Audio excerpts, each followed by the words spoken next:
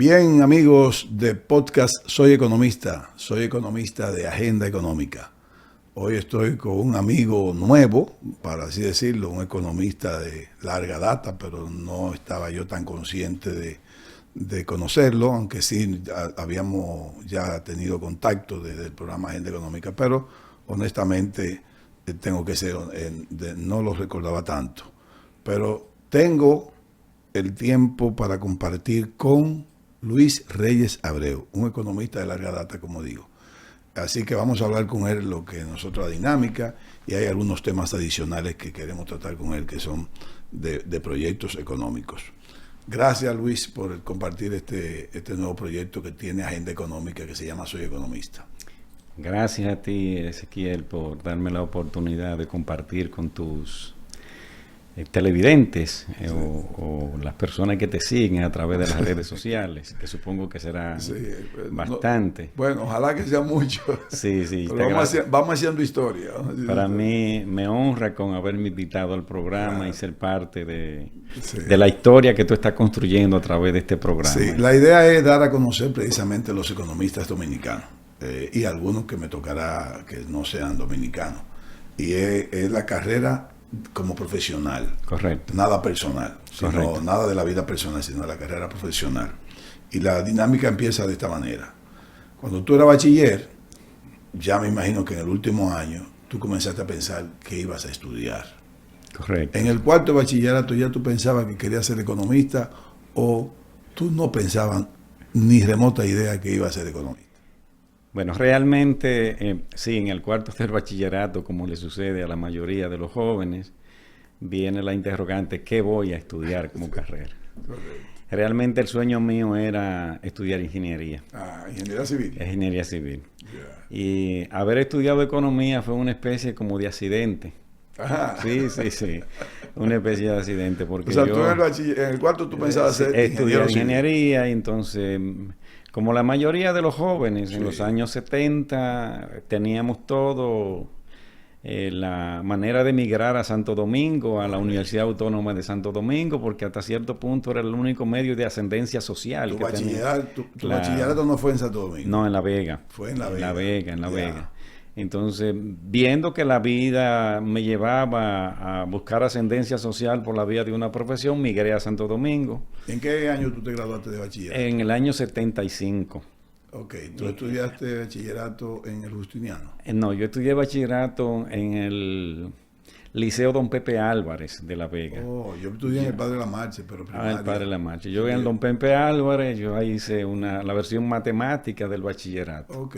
Tenía una pasión por la ingeniería, y entonces migré a Santo Domingo. Tenía que trabajar para poder subsistir en la ciudad. O sea, te graduaste de bachiller y le dices a tu padre, voy para Santo Domingo. Bueno, realmente fue algo impactante para mis padres, porque sí, yo había venido a Santo Domingo a inscribirme a la universidad.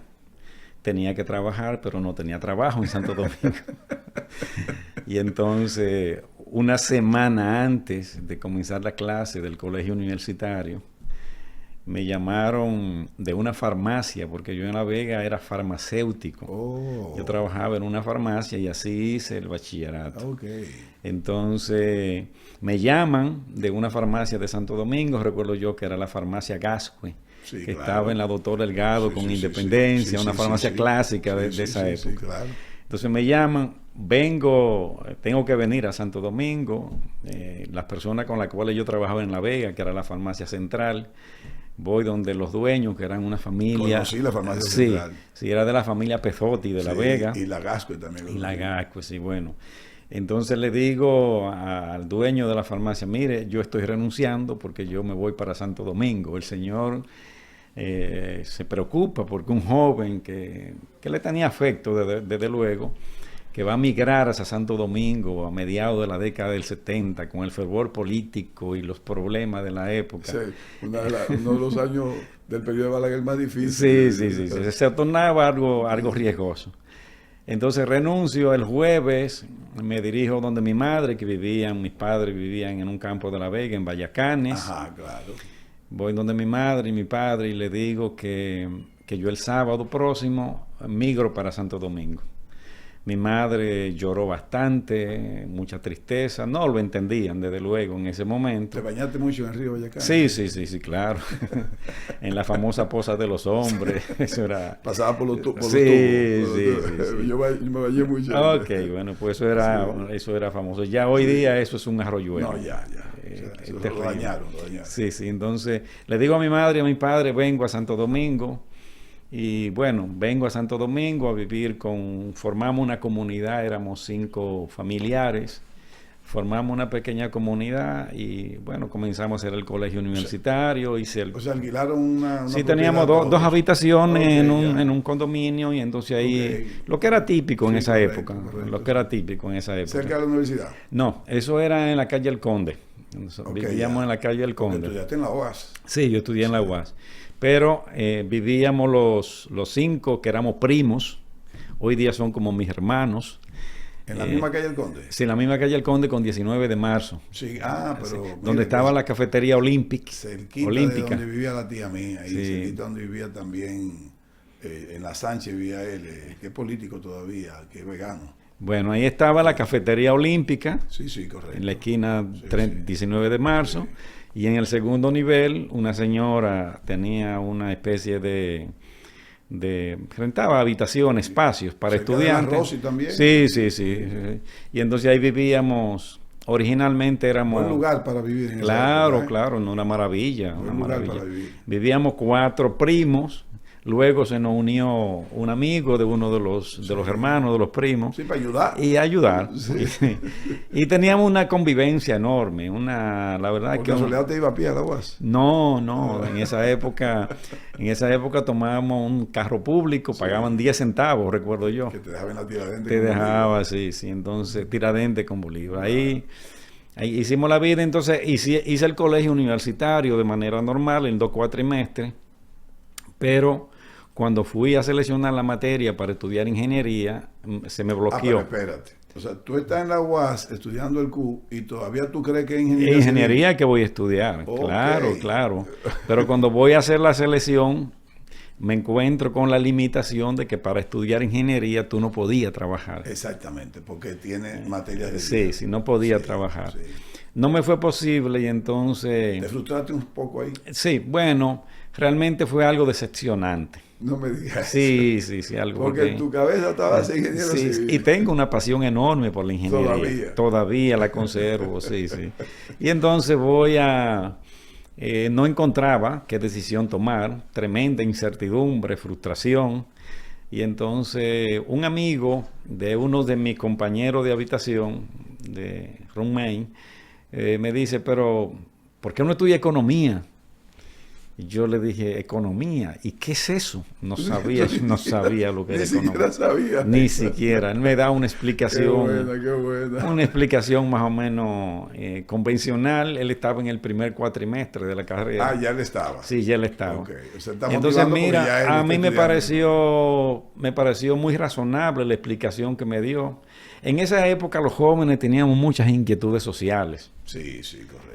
Sí, muchas inquietudes sociales. Entonces, vi una aproximación entre la matemática y las inquietudes sociales. Y entonces digo, bueno, pues voy a estudiar economía. Entonces me gradué de economista, de licenciado en economía. No te vayas tan rápido. Finalmente te inscribiste en economía. Sí. Y ahí cursaste tus 4 años. Cursé los 4 años. ¿Duraste 4 años? 4 años. No te quemaste. No, me quedaron al final. Eso es muy importante la pregunta, Ezequiel, porque al final siempre yo trabajaba. Sí, correcto. Pero traté siempre de llevar todos mis cuatrimestres de manera normal, hasta... Y llegabas huyendo a la clase. Bueno, eso es histórico. Yo tengo una inadaptación. Ajá. Sí, que la heredé de esa época. Y la inadaptación mía es que yo camino muy rápido. Ya. Sí, porque camino muy rápido, entonces... Si voy caminando con 1 o 2 personas, la dejo y no me doy cuenta. Porque entonces, ¿qué sucede? No, me pasa con todo el mundo. Porque yo trabajaba en la Doctor Delgado, sin Independencia con Doctor Delgado. En la Gascue. En la Gascue, sí. Correcto. Yo tenía que subir a la Bolívar. Sí, para tomar el carro público. Llegar a 500 metros. Sí. Entonces, llegar en el carro público a la Correy Cidrón con Alma Mater. Correcto. Para subir a la Facultad de Economía. Exacto. Ese trayecto yo tenía que hacerlo en 10 minutos. Sí, para que no llegara tarde. Para no llegar tarde, cerraban la puerta. Sí, así mismo y si lograba que te dejaran entrar, te quedaba parado en el fondo. Sí, incómodo. Entonces, eso me hizo desarrollar una habilidad de tener que caminar prácticamente corriendo. Entonces, eso todavía lo conservo. ¿Verdad? Sí, yo camino. Para que tú veas, te motorizaron. Me motorizaron. Camino muy rápido. Y logré, pues, hacerlo. Pero aún así, no duraste más de 4 años. No, duré exactamente 4 años, vamos a decir así, porque las únicas 2 materias que dejé detrás fueron una materia, la Sociología 2, que no era prerequisito. No era prerequisita para la otra. Sí. Y una materia, no recuerdo, que era Deporte. Oye, eso. En el colegio universitario. Que a veces se pagaba y no se usaba. Sí. Entonces terminé haciendo una equivalencia. Entonces en la UAS... ¿Y por qué no cogiste caminar? no, es más fácil, más ilustrativo, porque entonces no podía asistir a la práctica de deporte, que eran los sábados. Correcto. Y entonces trabajaba. El sábado entero. Entonces hice una equivalencia con una materia que daban en la Universidad Autónoma, que era de cine. Ok, bien. De cine. Te quedaste con la visión del cine. Entonces ahí con un profesor que había estudiado cine en Rusia, recuerdo yo, di una materia de cine y esa me la hicieron equivalencia para el deporte porque era un crédito que tenía.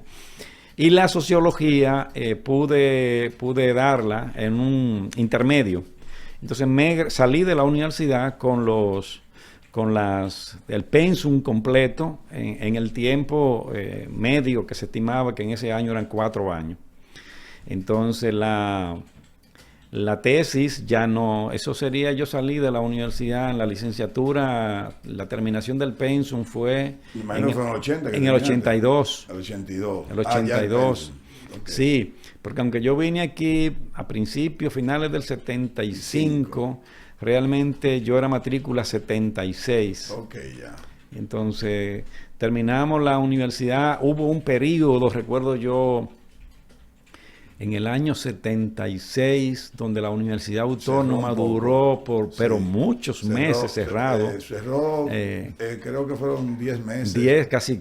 Se perdió. Cerró y la militarizó. Duró muchos meses cerrado. Fue 10 o 18. Sí, entonces eso retrasó. Yo terminé mi pénsul en el año 1982. Y realmente en esa época en la universidad había un problema un poco complicado con los asesores de tesis. Pero una cosa, porque ya que tú tuviste en ese periodo, yo no puedo dejar de que hable un poco de él. O sea, tú empezaste el Q y comenzaste la carrera cuando ya Balaguer después, entonces con el periodo de Balaguer, Balaguer se cerró la universidad. Tú habías hecho ya el primer semestre, por lo menos. No, eso fue, yo hice el primer semestre y en el colegio universitario cerraron la universidad. Ya. Sí, algo así. O sea que al final viniste a comenzar a estudiar en el 77. Yo comencé la carrera de economía,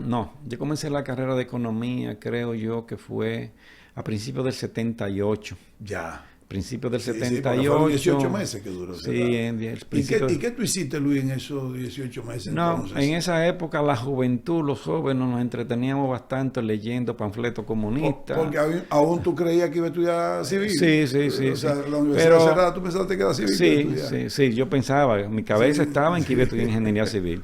Pero en esa época estaban muy de moda las ferias de los libros, y las ferias de los libros, que eran eventos, el cine. Sí. En términos culturales había muchos espacios. Aprovechaste el tiempo para la lectura en esos espacios era inevitable. ¿No conociste a doña Milagro Ortiz Bosch? Ahí, escúchame que la mencioné, porque la farmacia estaba debajo donde ella vivía. Todavía vivía ahí, doña Milagro. Sí, yo conocí a doña Milagro, tuve el honor de conocerla y tuve el honor de ser compañero de juego de patio con Juan Basanta. No me digas eso. Si Juan me escucha, se va a acordar de mí, porque nos hemos visto después de hace muchos años y nos hemos reído bastante, porque Juan es un tipo muy sencillo. Y entonces ahí también tuve la oportunidad de conocer a don Hugo Tolentino, también, que estaba casado con doña Ligia Bonetti, y vivían del otro lado del edificio Buenaventura, así se llama. En la Doctor Delgado. En la Doctor Delgado. Entonces ahí recuerdo yo que también tuve la oportunidad, siendo un joven de 18, 19 años, de conocer al profesor Juan Bosch. Sí, ya en persona, porque el profesor Juan Bosch... Es un tesoro que tú tienes guardado. Sí. El profesor Juan Bosch asistía con mucha frecuencia a visitar a don Hugo Tolentino. Sí, te ayudó a que leyera más todavía. Sí, la lectura de los libros de Juan Bosch. Le encantaba que la gente leyera. Me encantaba. Y desde luego que en ese entonces Juan Bosch ya había salido del PRD y había formado el Partido de la Liberación Dominicana. Su periódico, la Vanguardia del Pueblo, era un... Y después Teoría y Acción. Pero su periódico Vanguardia del Pueblo, era un periódico muy, muy leído por los jóvenes. Claro. Muy mediático también. Sí.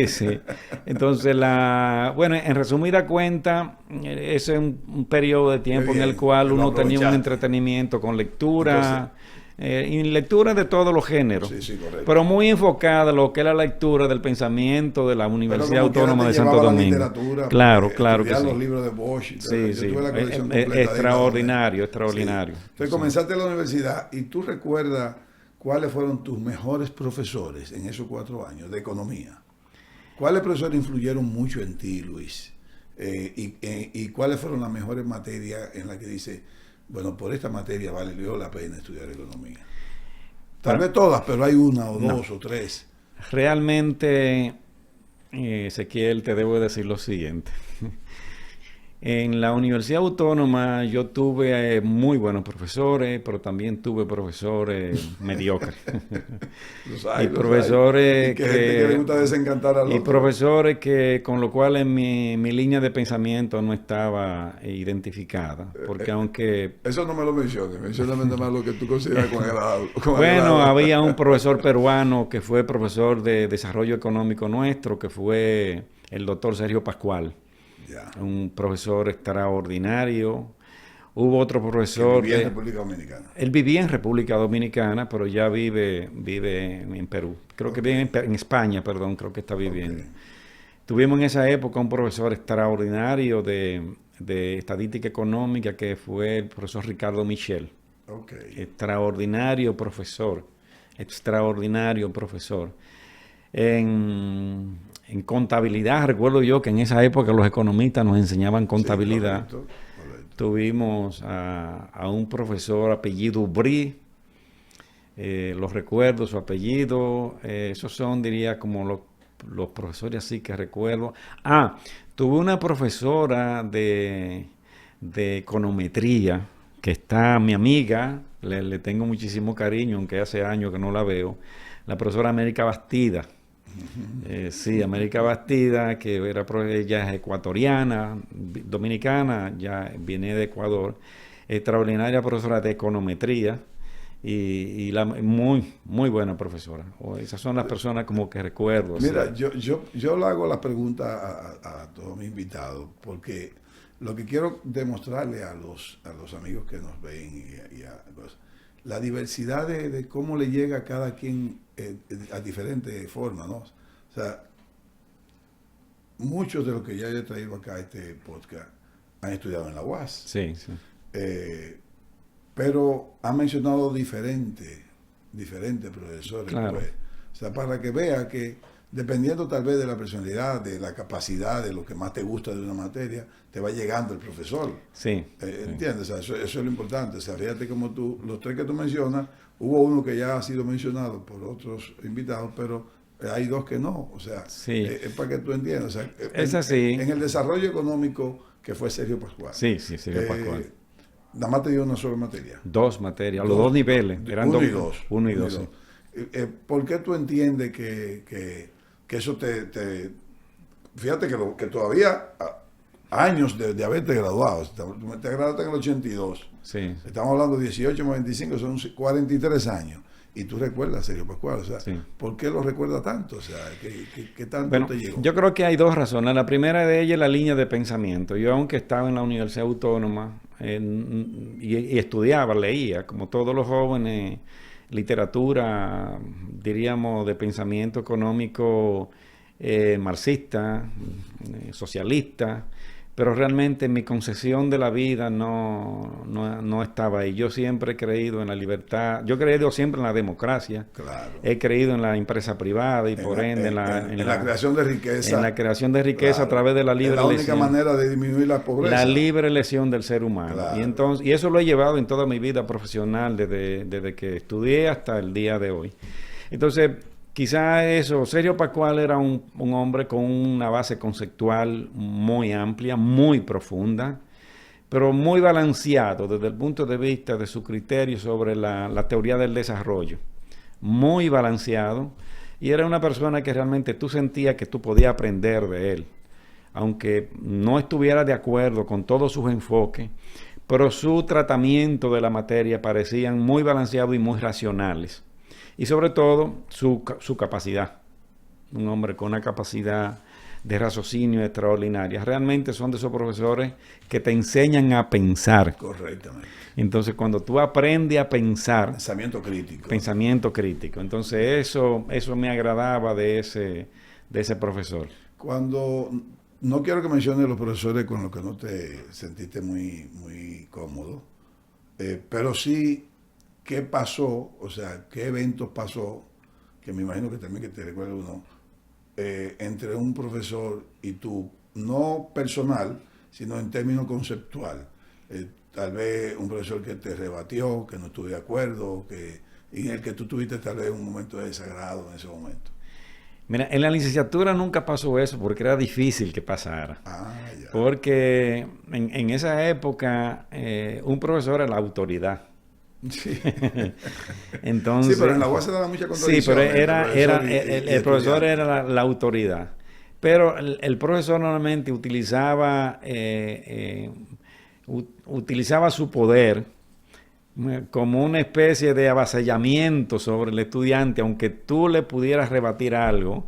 Él es el profesor y él siempre tenía la razón, porque hoy día eso es muy difícil, porque el conocimiento hoy día es libre, y tú puedes tener acceso. Hay más acceso. No hay monopolio del conocimiento. Correctamente. Y entonces, en esa época era muy difícil que tú pudieras tener una confrontación con un profesor. No era que el debate no existiera, pero yo, el escaso tiempo que tenía, la prisa con que vivía por tomar una materia, no me daba mucha oportunidad como para tener una conversación de enjuiciamiento, de discusión dentro de un aula con el profesor. En la carrera, en esa época, eso no era muy común, excepto, yo tuve 2 compañeros de estudio, que fueron, sé que posiblemente ahorita me vas a preguntar sobre eso. Sí, así va. Que fueron dos jóvenes. Lo aprovechamos y lo ponemos ahí ahora. ¿Cuáles fueron tus mejores compañeros de la carrera? De la carrera todos son... No, pero tiene que haber algo. Sí, pero bueno, como persona todos, extraordinarios, porque todos teníamos un denominador común. Pero ¿con cuáles tú empezaste y con cuáles terminaste? Con todos. Todo lo del curso casi todos terminamos la misma carrera. El grupo de nosotros, 40 estudiantes. Inicialmente éramos como 60 estudiantes. Éramos 12, en esa época ya se abrían dos cursos de 30.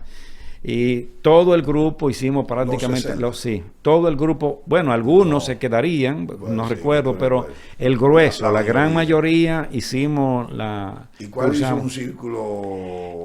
Bueno, así, bien centradito. Bueno, éramos un círculo bastante amplio. Mencióname aunque sea 10. 10. Está mi amiga Mirta Sierra. Yeah. Está el amigo Mario, está Raúl Félix, está Roberto Camacho, está... recuerdo que no se me queden a mucho Roberto Camacho. Que te excusen lo que se que se me olvida. José Francisco Domínguez, el que es presidente del Codeco hoy día. Rafael Rodríguez. José Francisco Peña Domínguez. Peña Domínguez. José Francisco Peña Domínguez. Sí. Rafael Rodríguez. Aristides Ramírez, extraordinario, seres humanos. Marianela, era una joven que se llama Marianela. Estuvo Iris Carvajal, son de las que recuerdo así, son como 10 que recuerdo, pero éramos un grupo. Todos excelentes seres humanos, excelentes profesionales y personas con muy buenos valores, personas de muchos valores todos. ¿Y con quién tú terminaste? ¿Hiciste tesis conjunto o hiciste tesis solo? No, hay un evento sobre eso. Yo tenía en esa época una compañera y yo decidimos hacer tesis juntos, se llamaba Josefina Rodríguez, compañera de estudio. Sí, estábamos haciendo tesis juntos. Nosotros nos embarcamos en un proyecto de tesis sobre una evaluación de la sustentabilidad de la industria azucarera en la República Dominicana. Era algo así que estaba muy de moda. Pero interesante. Sí, y entonces eso sería el año 84. El asesor... Sí, porque tuvimos el 76 como uno de los mejores años de la exportación de azúcar. Y entonces comenzamos a trabajar, a hacer el trabajo, avanzamos bastante. Tuviste que ir a varios ingenios. Sí. Tuvimos, de asesor teníamos en esa época un profesor nuestro que se llama Joaquín Díaz, recuerdo yo. Pero pasó algo en la Universidad Autónoma que ese proceso de la realización de tesis en la universidad se hacía muy lento. Entonces había un cuello de botella entre estudiantes que salían, ya habían terminado su pensum, pero que no tenían la graduación porque la tesis se tomaban mucho tiempo. Y la universidad decidió implementar un proceso distinto. Monográfico. Exactamente. Lo llamaban en esa época un curso de equivalencia de tesis. Y pasó algo que éramos tanto estudiantes. Duraba 6 meses. Sí, duraba 6 meses.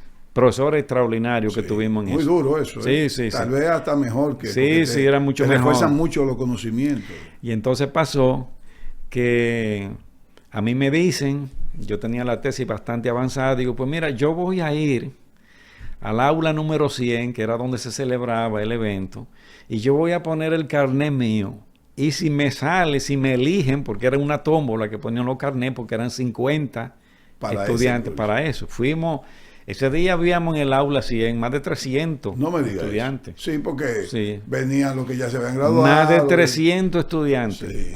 Entonces, el carnet mío de la universidad había perdido el fondo, porque yo he tenido la costumbre del sudor, había perdido el fondo y lo que me quedaba era el centro del plástico donde estaba la foto. Y entonces yo digo, bueno, voy a poner mi carnet, pongo el carnet, pone la tómbola, y el primer estudiante seleccionado en la Universidad Autónoma en el año 1984, creo que fue, para hacer el curso de equivalencia de tesis fui yo. No me digas eso. Pero también terminaste la tesis. No, yo dejé, Josefina, mi compañera, ella terminó la tesis. Tengo entendido que terminó, yo le entregué, acordamos. Entonces yo hice mi curso del curso de equivalencia de tesis y entonces ya muy hice... fuerte. Así fue que yo me gradué también. Era bueno en esa época y entonces ya la graduación fue creo que a finales del 84, principios del 85. Ya ahí me gradué de... Antes que entremos ya a tú como economista, ¿qué anécdota tú recuerdas con tus estudiantes? Con esos estudiantes, me mencionaste a uno que es amigo mío, José Francisco Peña Domínguez, muy amigo mío. Pero ¿qué recuerdas tú? Tengo un recuerdo. No importa si es desagradable o agradable. No, es sumamente agradable. Nosotros, se me olvidó mencionar dentro de los profesores que recuerdo con mucho afecto. Lo puedes recordar. Y a veces te recuerdas de otros más. Estaba el distinguido amigo José Manuel López Valdés. Fallecido. Sí, que padre. José Manuel López Valdés, un profesor extraordinario. No me nos acompañó en el nivel 1 y 2 de microeconomía, recuerdo yo. Y José Manuel es un hombre con una particularidad sobrio, muy serio, paciente. Sí. Y dábamos, no levantaba la voz. Sí, dábamos, recuerdo yo, esa ¿Cómo materia. usted lo escuchaba? Sí, eso bien, micrófono en aquella época. Sí, en esa época, pero recuerdo yo que dábamos esa materia al nivel 1 de microeconomía.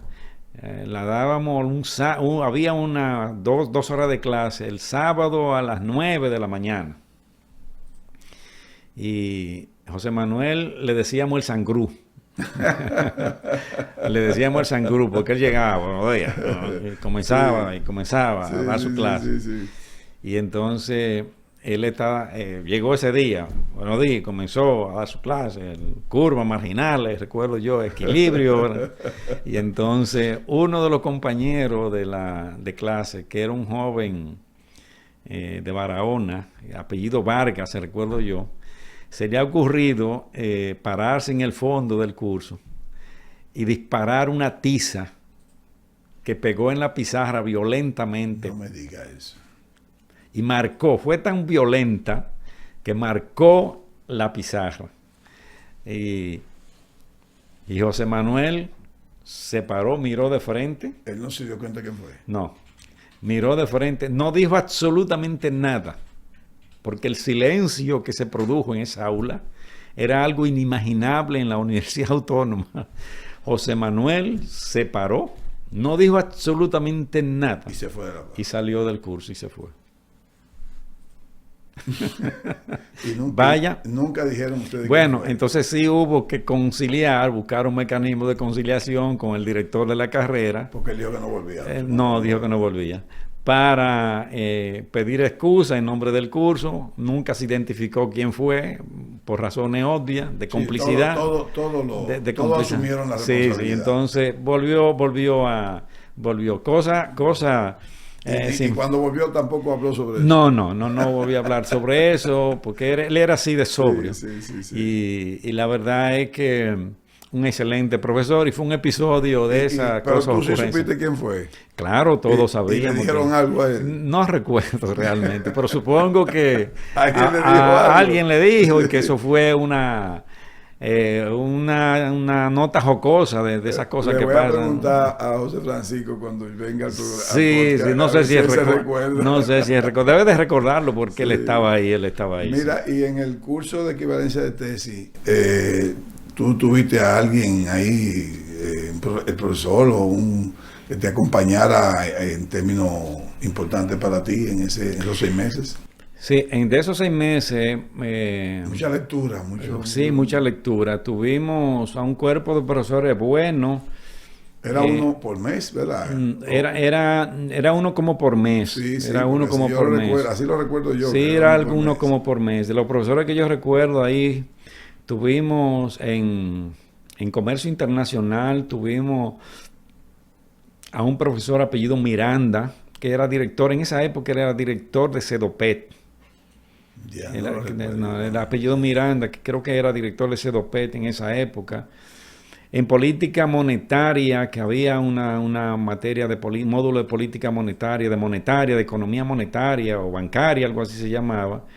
Estuvo con nosotros un joven brillante de esa época, el que lo he visto después y lo conozco, que Pellerano, que trabajó muchos años después en la superintendencia de banco con Alberto Atala. Pellerano, sí, yo lo recuerdo.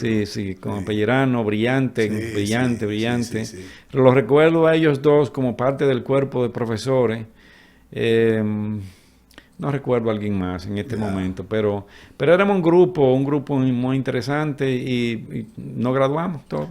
Pero tú hiciste, yo recuerdo que al final uno hacía una especie como si fuese no es una tesis más, porque ya tú la estás usando, pero yo recuerdo que yo tuve que hacer como una composición de algún tema económico para terminar ese curso que sustituía la tesis, pero al final el último profesor te pedía como una... No, en el caso nuestro... En el caso mío sí. No, en el caso eran materias que tú tenías que someterte a un examen. En el caso mío sí, porque me pidieron análisis de un tema de cosas y yo tuve que hablar sobre la PL 480. Ok, en el caso nuestro eran módulos y tú tenías que acumular puntos por módulos. Y entonces la acumulación de puntos te daba 80, ya alcanzaste el nivel para Luis, graduarte. Entonces, ¿te graduaste de economía trabajando en la farmacia Gascue? Sí. No. Ya yo había migrado. Okay. Porque en el año... Porque tienes que seguir trabajando, porque tu papá te mandaron para acá, pero no te va a mandar. Sí. Lo que sucedió que a principios de los años 80, ya yo pensaba que tenía que buscar un nuevo horizonte. Tenía que buscar un horizonte distinto. Y entonces, en esa época, había nombrado a una persona conocida, que se llamaba, ya Hipólito Mejía era ministro de Agricultura. Sí, en el 80 ministro de 78. Agricultura. Y en honor a la verdad, Hipólito Mejía había conformado una estructura técnica en el Ministerio de Agricultura envidiable en materia de planificación agrícola. Sí, que estaba Jaque. Extraordinaria el equipo de profesionales. Estaba Jaque, estaba señor.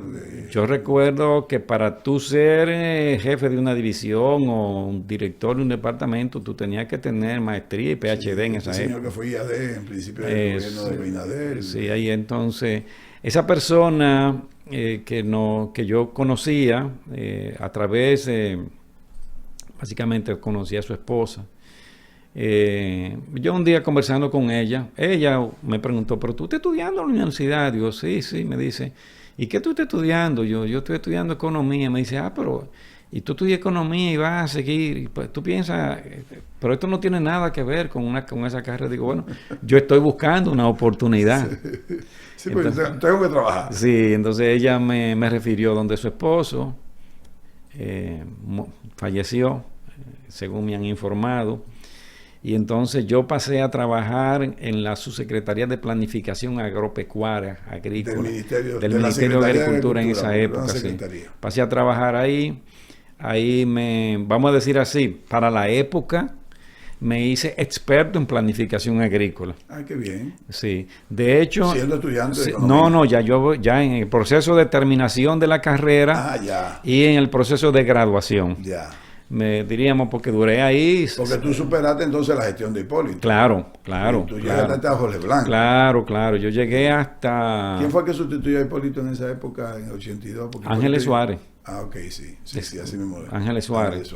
Después yo trabajé... Que creo que trabajó con Hipólito en su gestión también. Pero yo trabajé con la persona que realmente admiro, como de esa época, como ministro, como profesional, fue a don Domingo Marte. Una persona... Sí, lo recuerdo. Yo lo recuerdo bien. Yo tuve la oportunidad un aprendizaje enorme con ese señor, porque yo trabajaba... ¿Tú duraste mucho en agricultura? Yo duré 7 años. Sí, se nota. Sí, 7 años.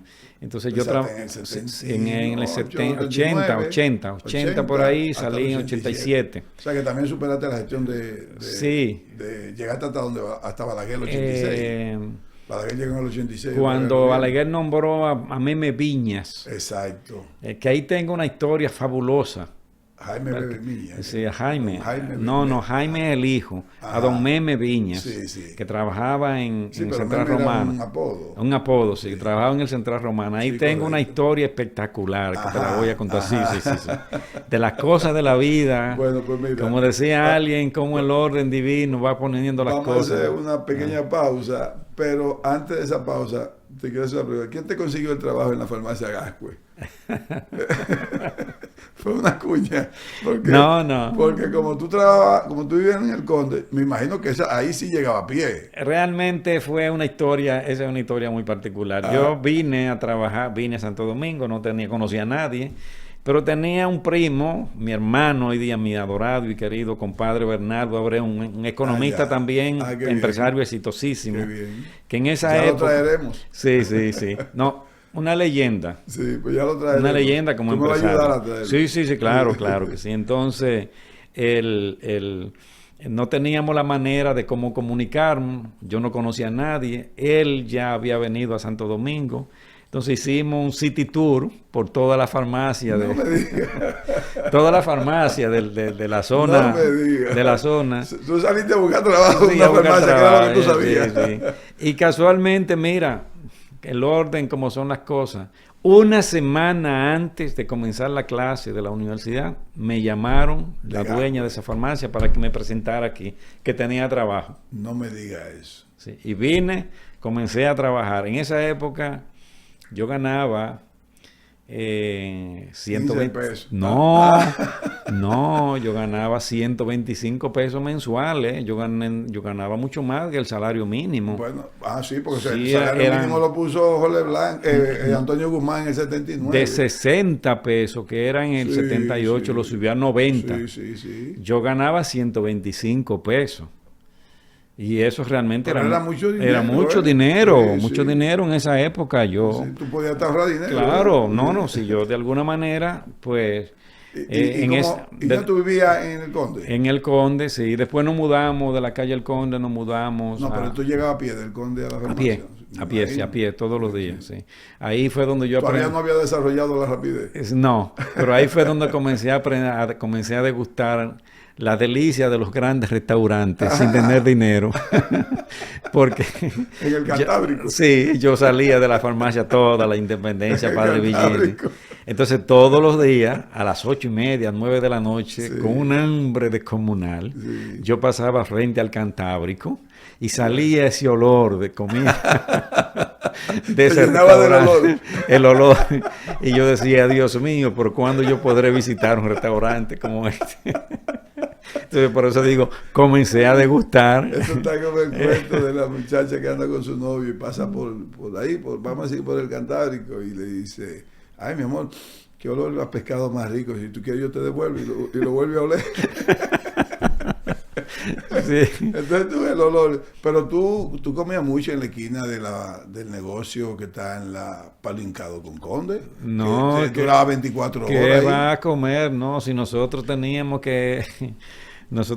un estilo de vida, nosotros hacíamos todo, nosotros hacíamos cena, el grupo hacíamos la cena, ni un helado de Capri. No daba, bueno, sí, claro, un fin de semana probablemente. Ese comedor se llamaba Comedor Independencia. Exactamente. Sí, estaba la cafetería Dumbo. Correcto. Y más a la esquina estaba el Comedor Independencia. 24 horas. Sí, 24 horas. Y era una excelente comida. Sí. Y Payano. Y Payano, que estaba en la otra esquina, y tú podías comer. Y ni siquiera llegaste a comer en Mario. Comida china. Porque eran los restaurantes de no llegábamos. Qué bonita zona para vivir. Sí, extraordinario. Vamos a hacer el pequeño corte y ahí venimos entonces. ¿Cómo no? Bien, ¿cómo no? Bien.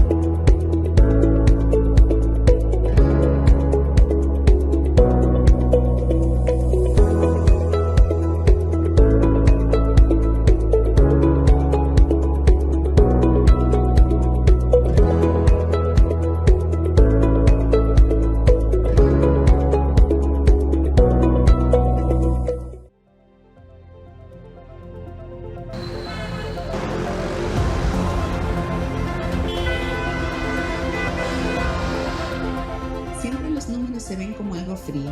Por eso, aquí en Porval, intentamos que se sientan más humanos, que entiendan que esas cifras son sus sueños acercándose cada vez más. Y para hacerlo realidad, ahora también estamos en la ciudad de Santiago.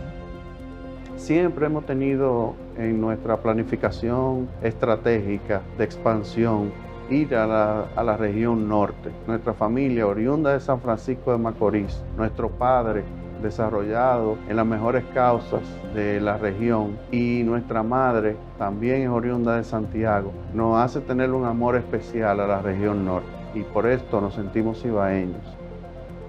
Es una ciudad que abraza, por eso le dicen la ciudad corazón. Los santiagueros son personas de mucha energía, de mucha avanzada, gente de desarrollo y de crecimiento económico. Y eso para Parval, para las operaciones financieras, es el mejor ambiente, es un campo fértil. Dentro de los factores más relevantes que nosotros evaluamos es el personal. Nuestras expectativas fueron superadas con creces. Santiago puede esperar lo mejor del talento de Parval, las mejores soluciones financieras. En Parval nos diferenciamos por eso.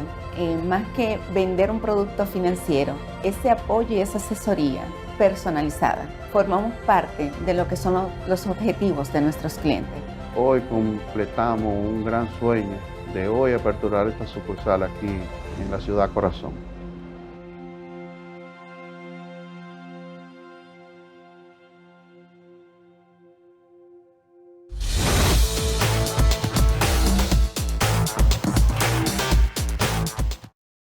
Luis, entonces ya tú te gradúas, pero te mantienes en la Secretaría de Agricultura hasta el año 87 y me dijiste que tenía como una buena anécdota en el 87 con Don Meme Viñas. Sí, sí. Vamos a comenzar a hablar de esa parte. Fue algo muy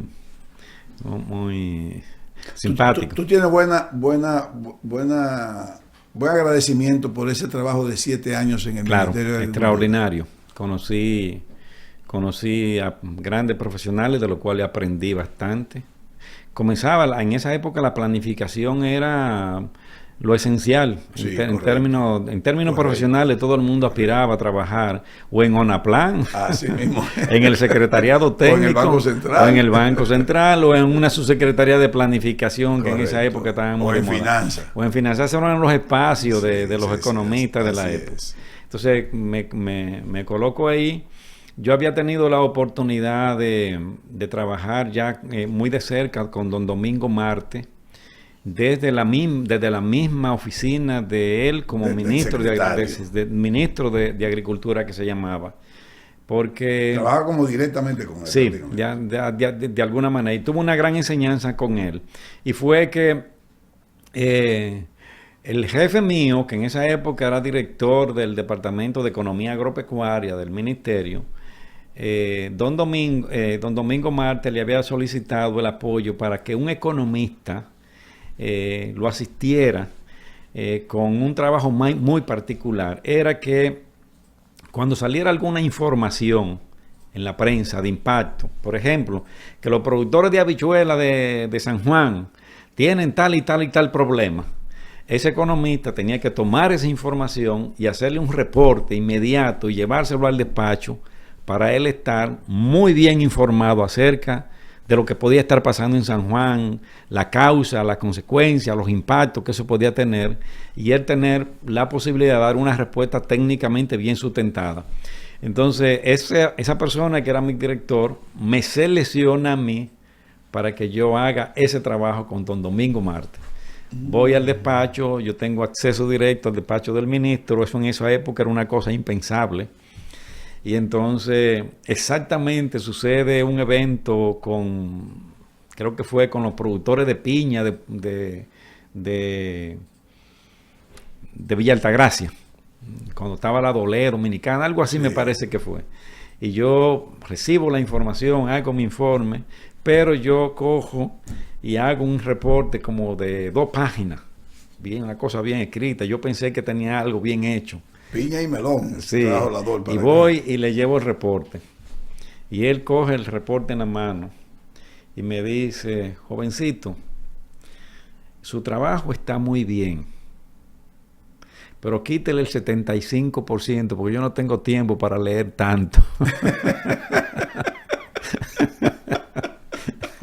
O sea, te estoy diciendo, aprenda a resumir. Sí. Y eso para mí fue una gran enseñanza de cómo transmitir en ideas fundamentales conceptos con sentido lógico. Eso me dijo Luis Manuel Piantini de una experiencia, no exactamente igual de que tú, pero fue así, que un profesor creo que, no recuerdo dónde fue que él lo hizo, que cuando él escribió y se lo presentó al profesor, que él era como parte del perito con él, cuando le llevó todo, él le dice de que eso usted lo puede hacer en 2 páginas.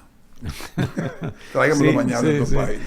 Entonces, bueno, terminó Domingo Marte, que fue el último ministro de Agricultura con Jorge Blanco. Y entonces Balaguer, cuando regresa en el 1986, nombra a Meme Viña como ministro. ¿Y te quedas? Sí, yo me quedo. Por lo menos por un tiempo. Estoy todavía ahí. Estoy todavía ahí. Creo que fue Meme Viña el ministro de ese entonces. Y cosas que pasan. En una oportunidad, años o meses previo, había una discusión en el país con el tema de los salarios sectoriales del sector agropecuario. Y esas discusiones se estaban llevando a cabo en el seno del CONET, que en esa época era el Consejo de Hombres de Empresa. Sí, correcto. Algo así. Sí, sí. Y entonces, Consejo Nacional de Hombres de Empresa. Entonces, a mí me seleccionan como economista del tema para que fuera a representar al Ministerio de Agricultura en esa discusión que se estaba celebrando en el CONET.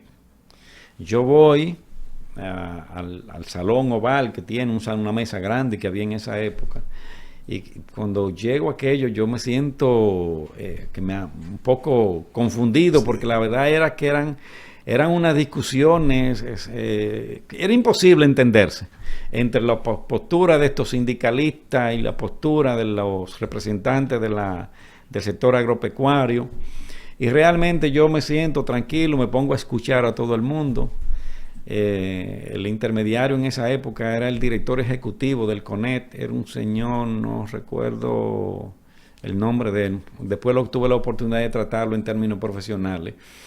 Y entonces yo, cuando veo todo este desorden, yo cojo y levanto la mano. Yo tenía apenas 25 años de edad, posiblemente 26, 27 años de edad. Levanto la mano y pido la palabra. Y me dan la palabra.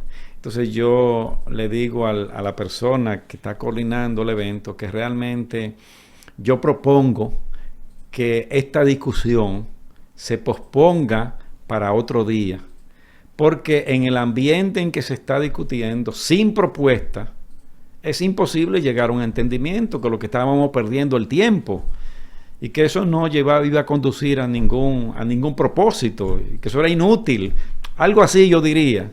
Entonces mi voz sonó como con tanta firmeza y tanta propiedad, que todo el mundo se fue callando y se aceptó el posponer la actividad.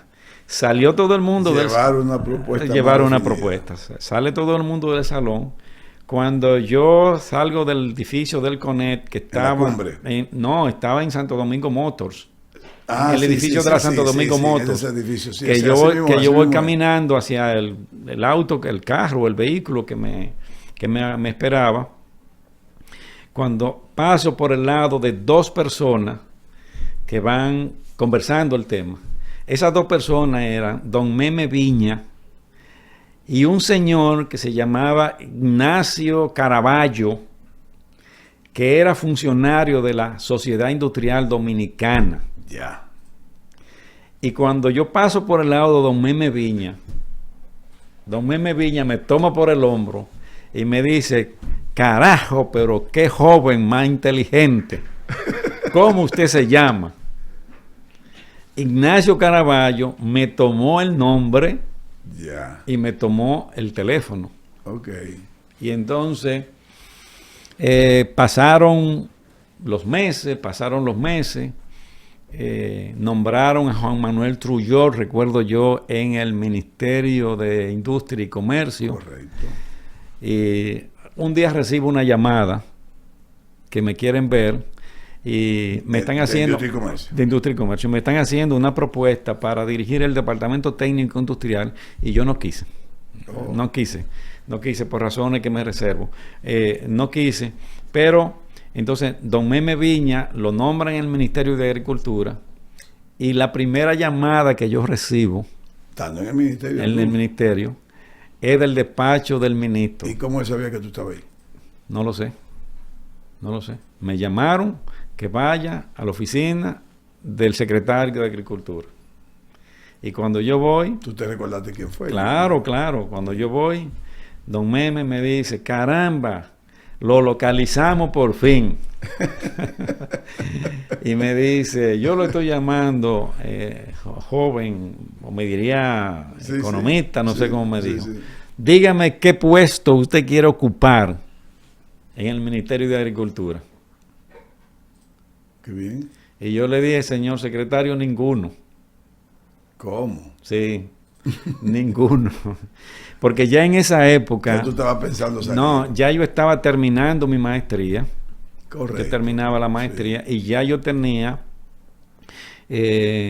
una oferta laboral para pasar al Banco Central. Correcto, que es donde entonces, desde luego le dije ninguno, pero le di una explicación razonable y como él se merecía, dado su investidura. Además de su elegancia. Su elegancia, claro, la gratitud eterna. Correcto. Y entonces le di una explicación, le agradecí su gesto y le expliqué por qué no me era posible. Él lo entendió, me dio las gracias. Sí. Y evidentemente que renuncié a... Y de ahí pasaste para el Banco Central. Pasé al Banco Central. ¿Qué tiempo duraste en el Banco Central? 15 años. 15 años. 15 años. Desde el 88 hasta el año 2003. Hasta marzo del año 2013. Prácticamente con Luis Reyes. Sí, salimos casi juntos. Salimos mucho en esa época. Sí, él me lo dijo. Salimos mucho. Y en esos 15 años, ¿qué tú lograste hacer? Porque el Banco Central daba muchas oportunidades hasta de salir fuera, hacer maestría, hacer cursos, lo que sea. O sea, ¿qué tú hiciste? ¿Dónde tú empezaste? Imagino que en estudio económico. No.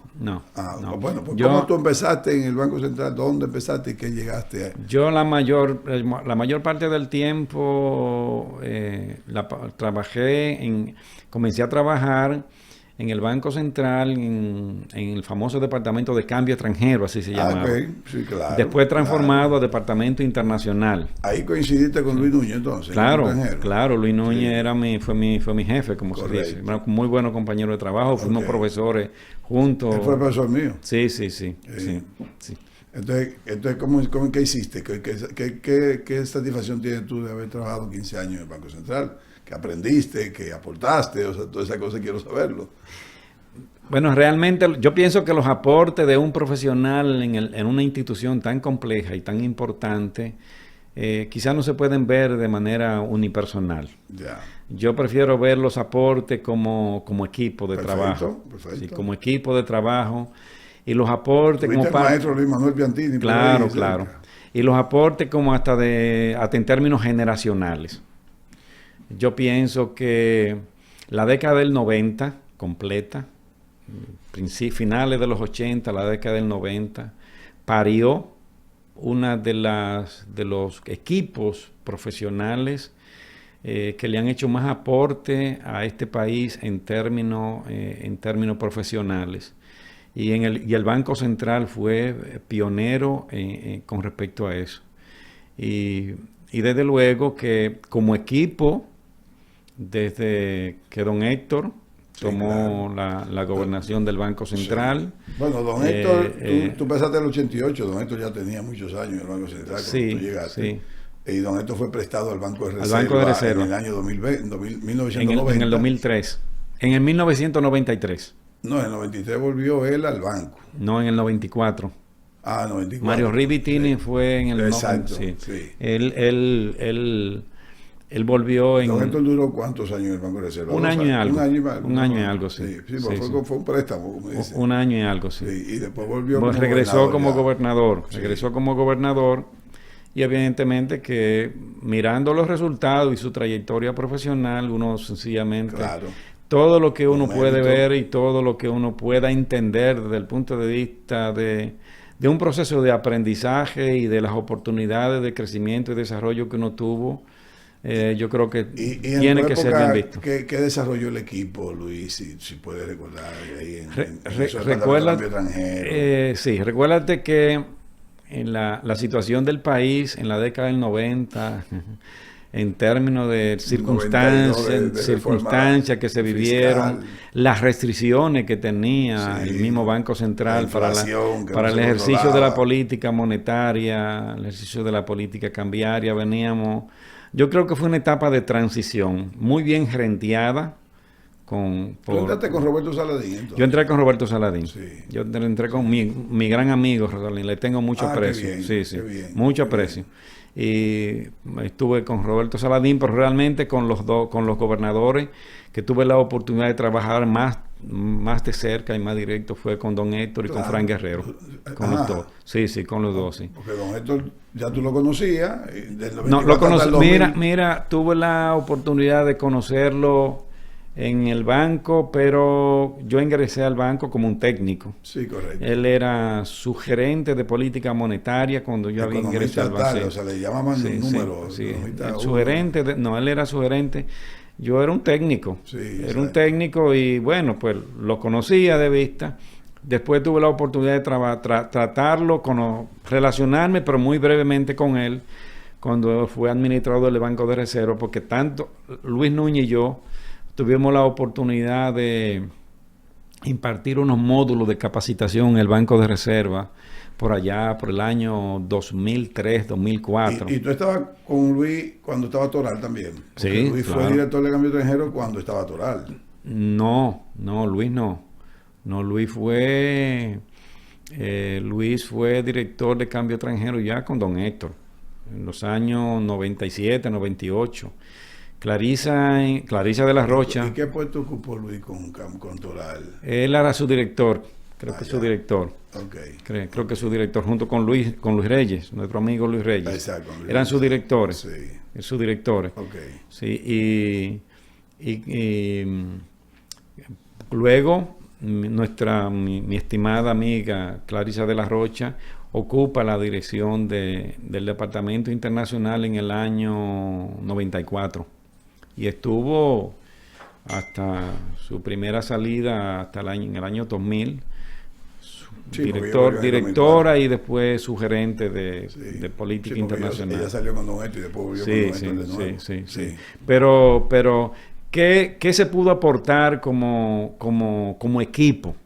Correcto. Aún dentro de todas las limitaciones, las restricciones que tenía el país, aportamos mucho tacto, mucha prudencia en la conducción de la política que le tocaba al Banco Central, la política monetaria y la política cambiaria.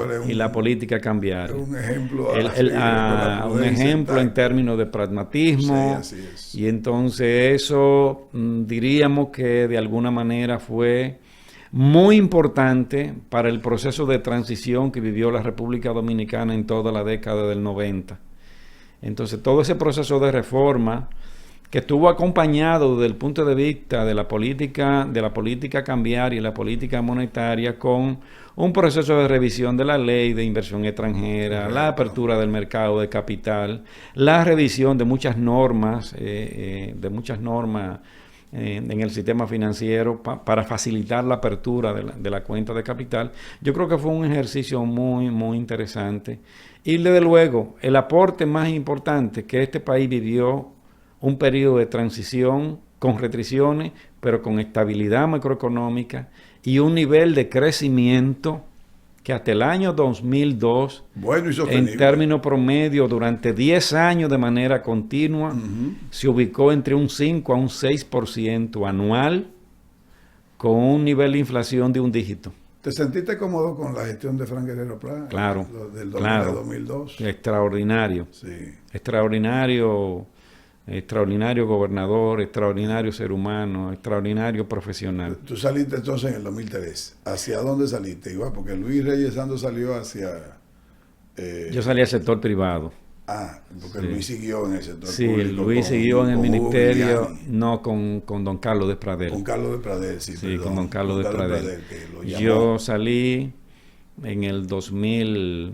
principio del 2003, en el preámbulo de la crisis. Y ahí sí te fuiste para el sector privado. Ahí me fui al sector privado. Ya en ese entonces yo había alcanzado la posición... ¿A qué posición fuiste? Había alcanzado en el Banco Central la posición de tesorero del Banco Central. Oh. Sí, Cuando te fuiste, ya tú sí, eres yo era el tesorero del Banco Ok. Central y entonces pasé a una posición de ejecutiva de primer orden en un banco pequeño que surgía en ese entonces. En el medio de la crisis del 2003-2004 me tocó la gran tarea de acompañar al dueño, ingenio de ese proyecto a la construcción de ese proyecto bancario. ¿Y puede decir nombre? No, Claro, no, claro. Yo trabajé durante 15 años, como entonces casi 15 años, como vicepresidente ejecutivo, primer ejecutivo del Banco Vimenca. Conjuntamente a don Víctor conjuntamente con una persona que al igual que don Héctor o cada quien O sea, en su, tú estuviste en su desde la campo. génesis del banco. Yo estuve desde la creación del banco Sí. hasta el año 2016. Qué bien. 2016, Qué sí. bien. Y don Víctor, mi gratitud eterna. Sí. Mi ¿Y gratitud eterna. con quién formaste equipo ahí en el banco? Ahí en el banco tuvimos la oportunidad de formar un equipo de profesionales extraordinarios. Los vicepresidentes del banco en esa época, lo que me acompañaban en la gestión de la institución, está, supongo que está todavía, nuestra amiga Águeda Lember, Marisela Durán, la doctora Ascensión, Víctor Vigilio, el hijo, Sí. y Víctor Vigilio Méndez, hijo, estuvo toda la vida como parte del equipo de trabajo. Estaba una joven Cristi Pou, Mónica Ceballos, esos eran los vicepresidentes del No es banco. fácil formar un banco, Pero ¿verdad? sí, no es fácil. Pero es un proceso de aprendizaje Con extraordinario. todas las regulaciones. Pero la parte más importante es que en el consejo de directores, entonces logramos formar un equipo de profesionales de primer orden. Que no necesariamente trabajaban en el banco. No, eran el consejo de O sea, era directores. gente que- El consejo de directores que don Víctor presidía como dueño mayor accionista del banco, pero en ese entonces nosotros teníamos en el consejo de directores del banco ¿Cómo fue la selección? en algún momento estuvo don Carlos Despradel, en algún momento estuvo muchos años con nosotros Ramón Pérez Minaya, Uf. estuvo toda la vida creo que está todavía don Ernesto Burri, se incorporó luego Pero el que fue CEO presidente de Codetel. De Codetel, sí. ¿Verdad? Sí. Ernest Sí. Burris. Don Ernesto Burri. Y de los mejores que hubo Estuvo... ahí. Él y Guillermo Amores fueron Sí. En algún momento estuvo don Huáscar Rodríguez, Ajá. miembro de la familia Rodríguez. Estuvo uno de los nietos de don Víctor, Víctor José, Víctor Vigilio. En algún momento se llegaron a alternarse. Pero el equipo de profesionales que estaba ahí ¿Y era... de cuánto era éramos la en algún momento 5 o 7 miembros. Ok. 5 o 7 miembros. Ok. 5 o 7 miembros, sí. Que Sí. prácticamente dirige el banco, o sea, era el que mantenía Era la guía, política la del guía, banco. la guía del banco. Y tú tuviste entonces la De- composición de- completa, Desde la composición completa. porque el banco no salió hasta el 2000. Realmente el banco, el banco, su fecha de fundación fue, recuerdo yo, el 28 de octubre del año 2002. Pero realmente el banco comenzó ya a operar con criterio de mercado a nivel de... Recuérdate que la crisis está ya en Sí, mayo del año exacto, 2003. eso le digo, o sea, Entonces, en el medio de la crisis ya yo me había incorporado en el mes de abril al banco. Sí. Me estalla la crisis, entonces imagínate tú la prioridad que puede tener uno en el manejo de una situación, de hacer emerger un banco Exacto. en el medio de una crisis. Fue una experiencia extraordinaria experiencia, un aprendizaje espectacular. Pero entonces tú tuviste en tu formación un gran conocimiento y formación en términos agrícolas, Sí. y va al banco Sí. y luego te va a la formación de un banco privado. De un banco privado. Sí. Interesante la carrera. Sí, es así. Y en el Banco Central, pues trabajé en esos años con personas maravillosas, Doña Clarisa de la Rocha, sí, fue una persona que me condujo. Mi saludo y mi gratitud eterna para ella. Don Héctor, persona que yo respeto. claro. Y todas esas personas que tuvimos en los años 90, 2000 en el banco. Luis Manuel, Luis Reyes, Susana Gámez, una lista interminable de personas. Me que también tuviste la oportunidad de trabajar con Rosana Ruiz. Sí, sí, claro que sí. Con Angie Fonder. Angie Fonder. Era un grupo de personas, todas con gran vocación de servicio y con con ética profesional. Sí, bueno, es que la institución obliga. Ética profesional. La institución obliga. Si y no dedicación. Si no eres ético, no estás. Y mucha dedicación. Sí. Mucha dedicación. Porque de las cosas buenas que tuvo el banco hasta tal vez el mínimo periodo que tuvo de crisis, Sí. no el banco, sino la situación económica, el banco ha sacado la política de su ejercicio, de su desempeño. Y una cosa buena, mi mayor formación profesional, o una parte importante de mi formación profesional, me la facilitó el Banco Central. Claro. Porque tuve la oportunidad en la década del 90 de que personas como doña Gladys Santana, Clarisa y otros funcionarios me facilitaron el hecho de que yo pudiera salir a estudiar fuera. Ahí vamos, claro, ahí vamos. O sea, en a ese estudiar, periodo de los 15 claro. años, ¿cuántas veces tuviste que salir fuera? A cursos, ya sea de 3 meses, ya sea de 6 meses. A cursos yo tuve toda la oportunidad de conocer. Tienes que decírmelo uno a uno, Luis, no te canses, tú me tienes que decir. Yo tuve la oportunidad de conocer viajes, asistir. Te llamaban, mira Luis, hay una oportunidad. A eventos. Yo conocí, una de las primeras experiencias profesionales que yo viví fuera del país fue en el año 93. Donde aquí Ya tenía 5 años en el banco. Sí, donde aquí todavía la industria financiera era muy cerrada. Era muy cerrada, el sector financiero muy cerrado. Y entonces Luis Manuel,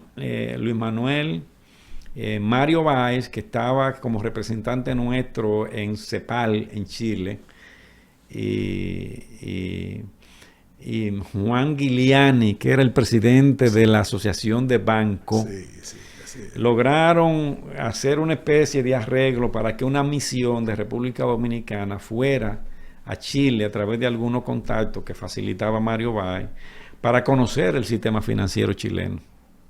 Entonces nos fuimos, a mí me dieron participación en eso. Como técnico del banco, nos trasladamos a Chile y entonces tuvimos la oportunidad allá de conocer en viva voz, diríamos, conversando con los banqueros, con las autoridades monetarias, con la superintendencia de banco de Chile, conociendo el modelo en todos los campos que ellos tenían. Y esa fue una experiencia. ¿Y qué tiempo tú duraste ahí? Eso, no, eso eran, bueno, probablemente 2 semanas. Pero muy intensa. 2 semanas, muy intensas, sí. Entonces, fuimos a eso, y eso dio lugar a que de alguna manera uno entendiera que el ejercicio de hacer política monetaria y sobre todo de ver la banca tenía que alinearse con el esquema de que nosotros somos una economía abierta y de alguna manera había que cambiar algunos patrones porque nosotros teníamos muchas rigideces normativas en términos de apertura de la cuenta de capital. Bueno, imagínate tú que nosotros, la Junta Monetaria en el año 93-94, que permite por primera vez que los bancos pueden abrir cuentas de ahorro en dólares. Correcto, así es. O sea, eso no hace mucho, eso hace 2 o 3 años. O sea, que la gente pudiera decidir que el dólar es un activo de reserva, de ahorro y una decisión racional. Sigue siendo de ahorro, ¿no? Y todavía no es corriente. Claro, y entonces eso viene un poco de esa época ahí. Y a partir de ese momento, supongo yo, que las autoridades del banco veían en mí y en otros recursos económicos que tenía el banco, éramos un equipo de jóvenes, debíamos de tener la oportunidad de salir fuera del país a prepararnos más. ¿Y qué otro viaje hiciste, Luis? Bueno, yo estuve Yo tuve la oportunidad de conocer todo Sudamérica. Tú no te negabas nada. Todo Sudamérica. Yo conocí todo Sudamérica. O sea, vamos a decir, fuiste a Argentina. Sí, todo ¿A qué tú Sudamérica. fuiste a Argentina? Yo no recuerdo, todo Sudamérica, no recuerdo. Perú, Brasil. Economía más en pequeña. En esa época yo tuve la oportunidad de que Clarisa me seleccionara como un prospecto para aprender a gestionar portafolios de inversiones de reservas internacionales. Lo cual aquí no se hacía porque aquí se gestionaba en la reserva como un activo que está ahí, no se gestionaba bajo los conceptos de liquidez, un activo de liquidez y seguridad. Sí, que no generara riqueza. No como un activo de generación de riqueza. Correcto. Entonces, aunque no era mucho a la reserva, pero el banco podía tener 500 o 400 millones de dólares que bien invertidos.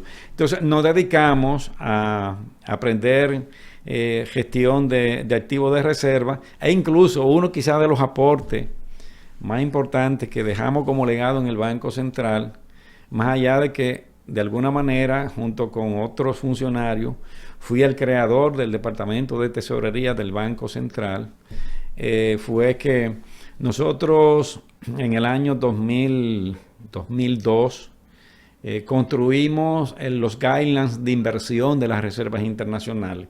¿Bajo qué criterios se invierten los activos? Y gestionábamos eso con un criterio de rentabilidad muy importante. Y de seguridad. Y de seguridad. Entonces, eso fue un proceso que estudiamos mucho en Uruguay, en México, en Perú, en España.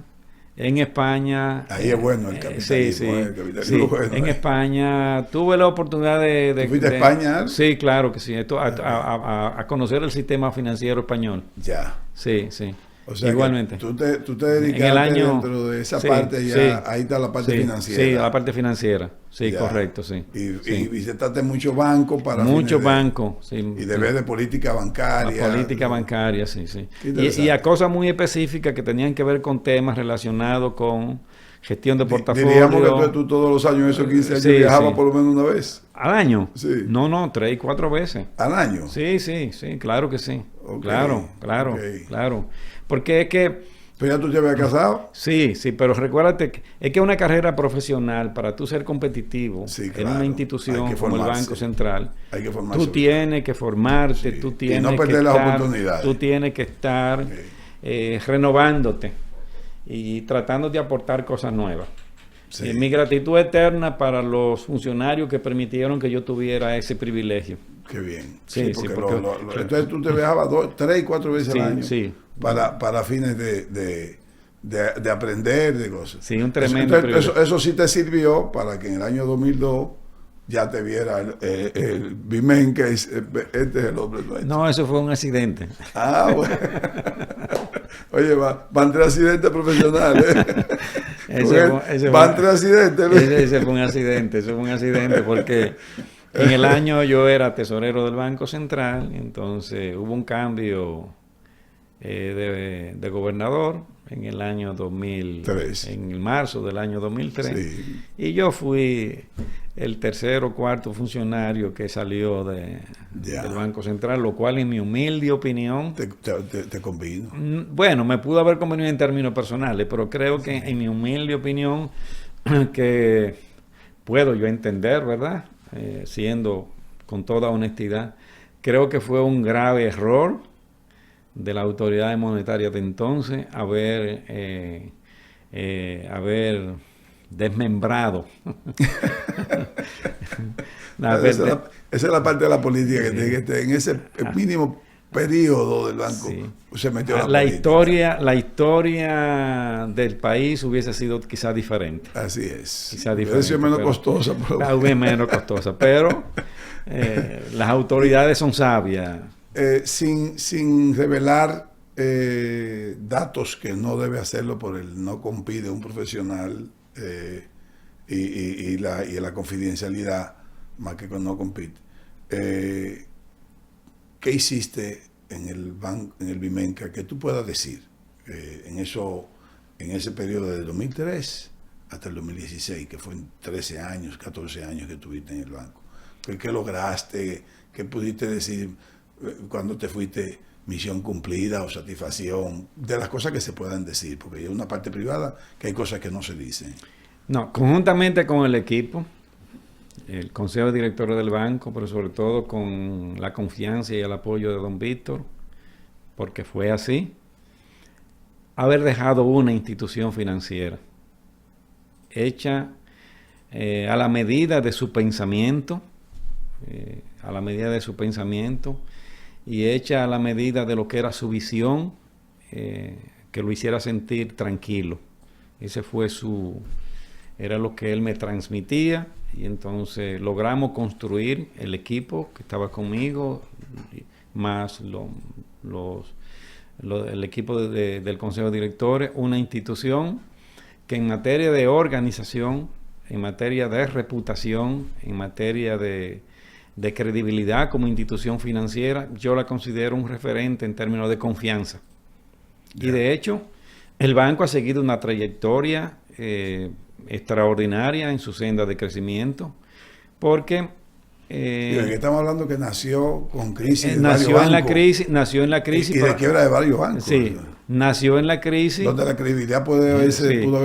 Pero nació en la crisis, pero atravesamos otra crisis, que fue la del 2008. Correcto. O sea que prácticamente nosotros desde el año 2004... Los primeros 5 años fueron muy duros.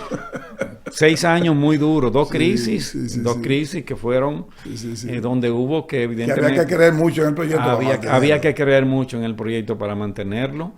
Y bueno, a mi retiro, a mi salida de la institución, dejamos una institución con buenos fundamentos desde el punto de vista de su organización, su estructura de gobernanza, sus indicadores financieros, extraordinariamente razonable, y yo creo que es la satisfacción de haber contribuido a eso conjuntamente con el equipo y con don Víctor. Luis, en el 16 termina la gestión del Banco Vimenca y pasaste a... Bueno, ya un capítulo distinto en la vida profesional. No me digas que otro accidente. No, uno en el trayecto uno tiene enseñanza. Sí, claro. Entonces quise, entendí que era el momento ya de cambiar. Entonces cambiar hacia una visión distinta. No quise volverme dije que no volvía a trabajar como funcionario, empleado, ejecutivo. No quería. Iba a ser dueño de tu propio proyecto. Quería yo tener mi propio proyecto. Entonces, uno aprende de las experiencias. Yo siempre tenía un poco la visión de que hay que tener una visión empresarial, de emprendimiento.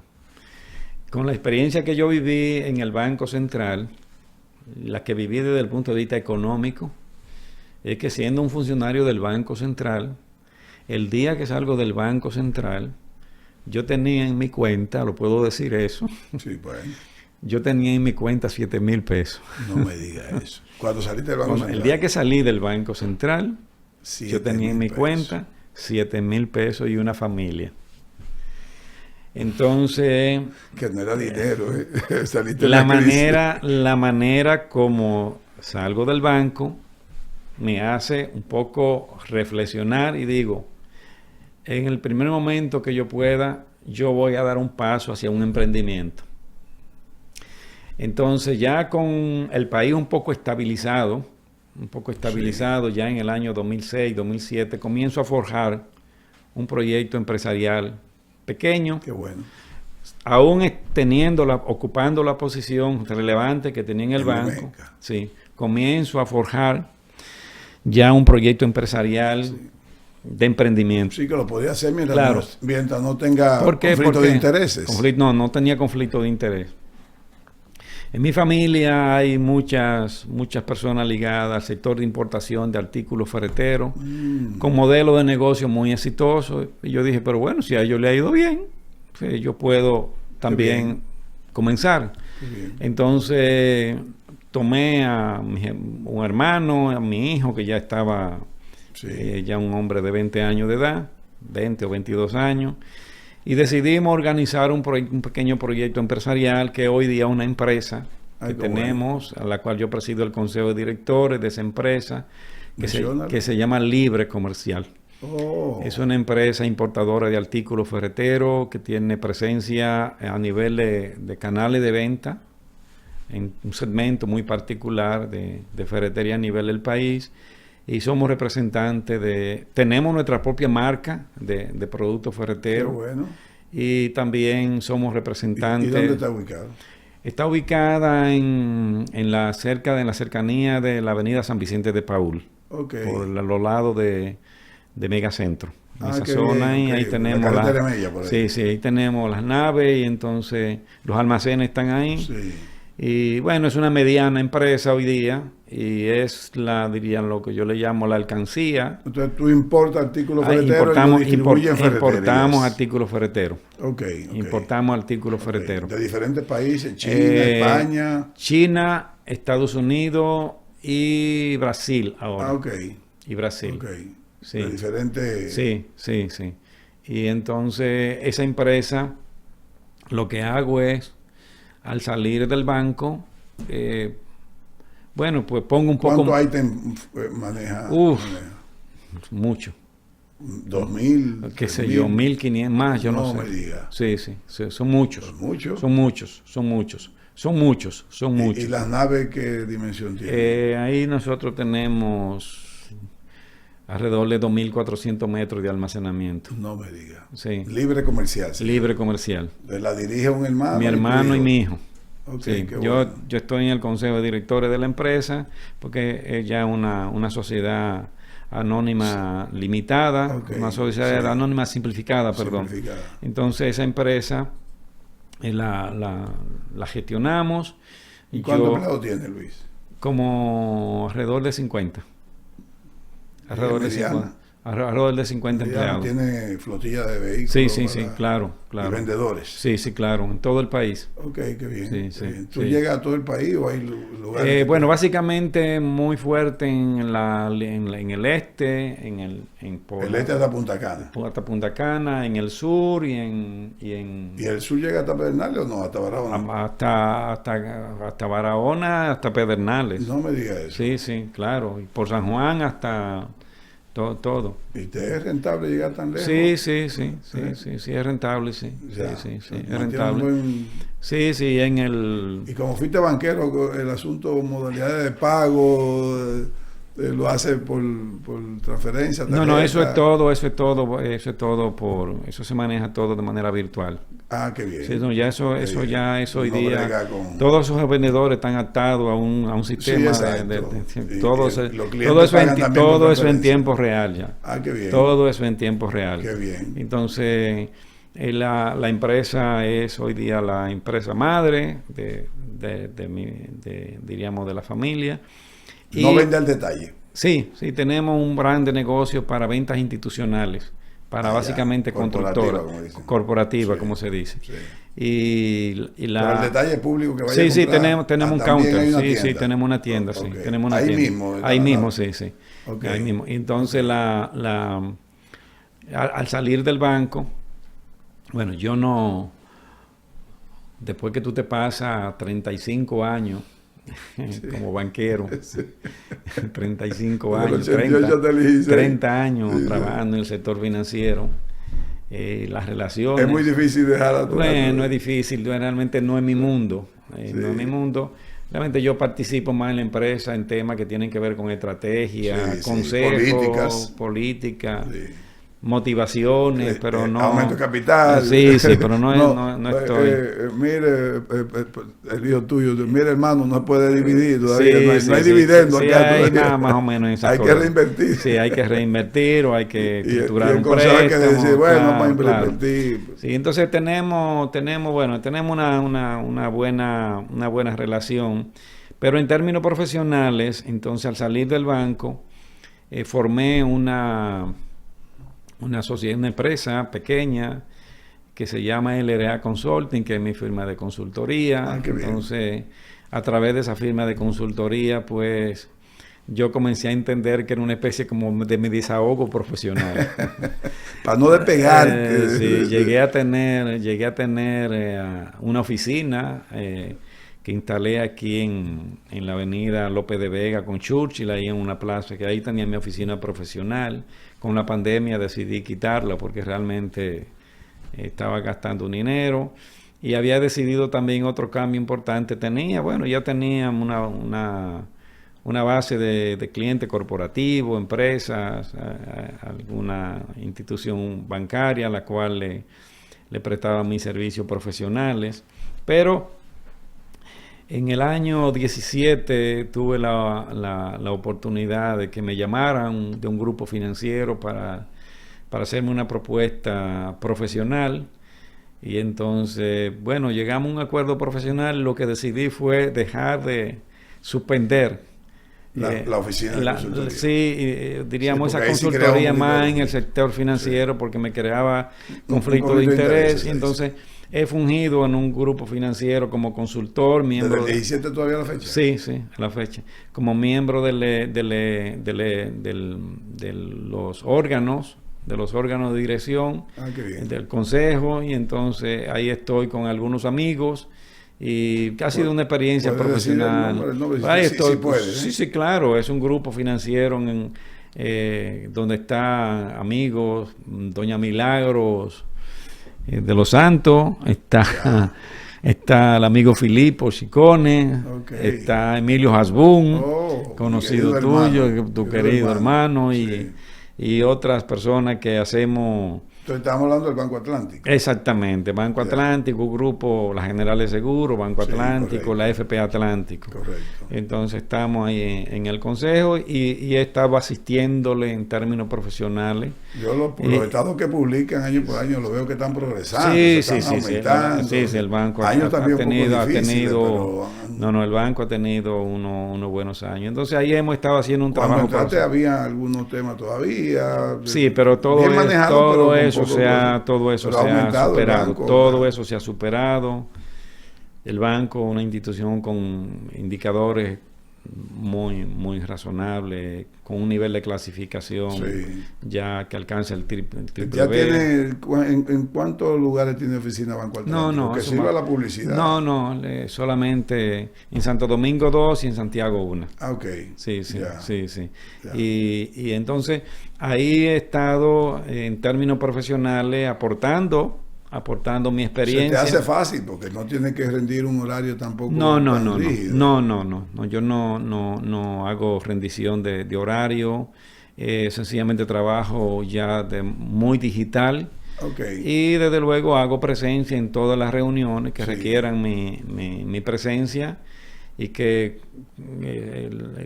se entienda no, y las informaciones que te llegan tú tienes que llevar que mi opinión es importante, pues ahí yo siempre estoy.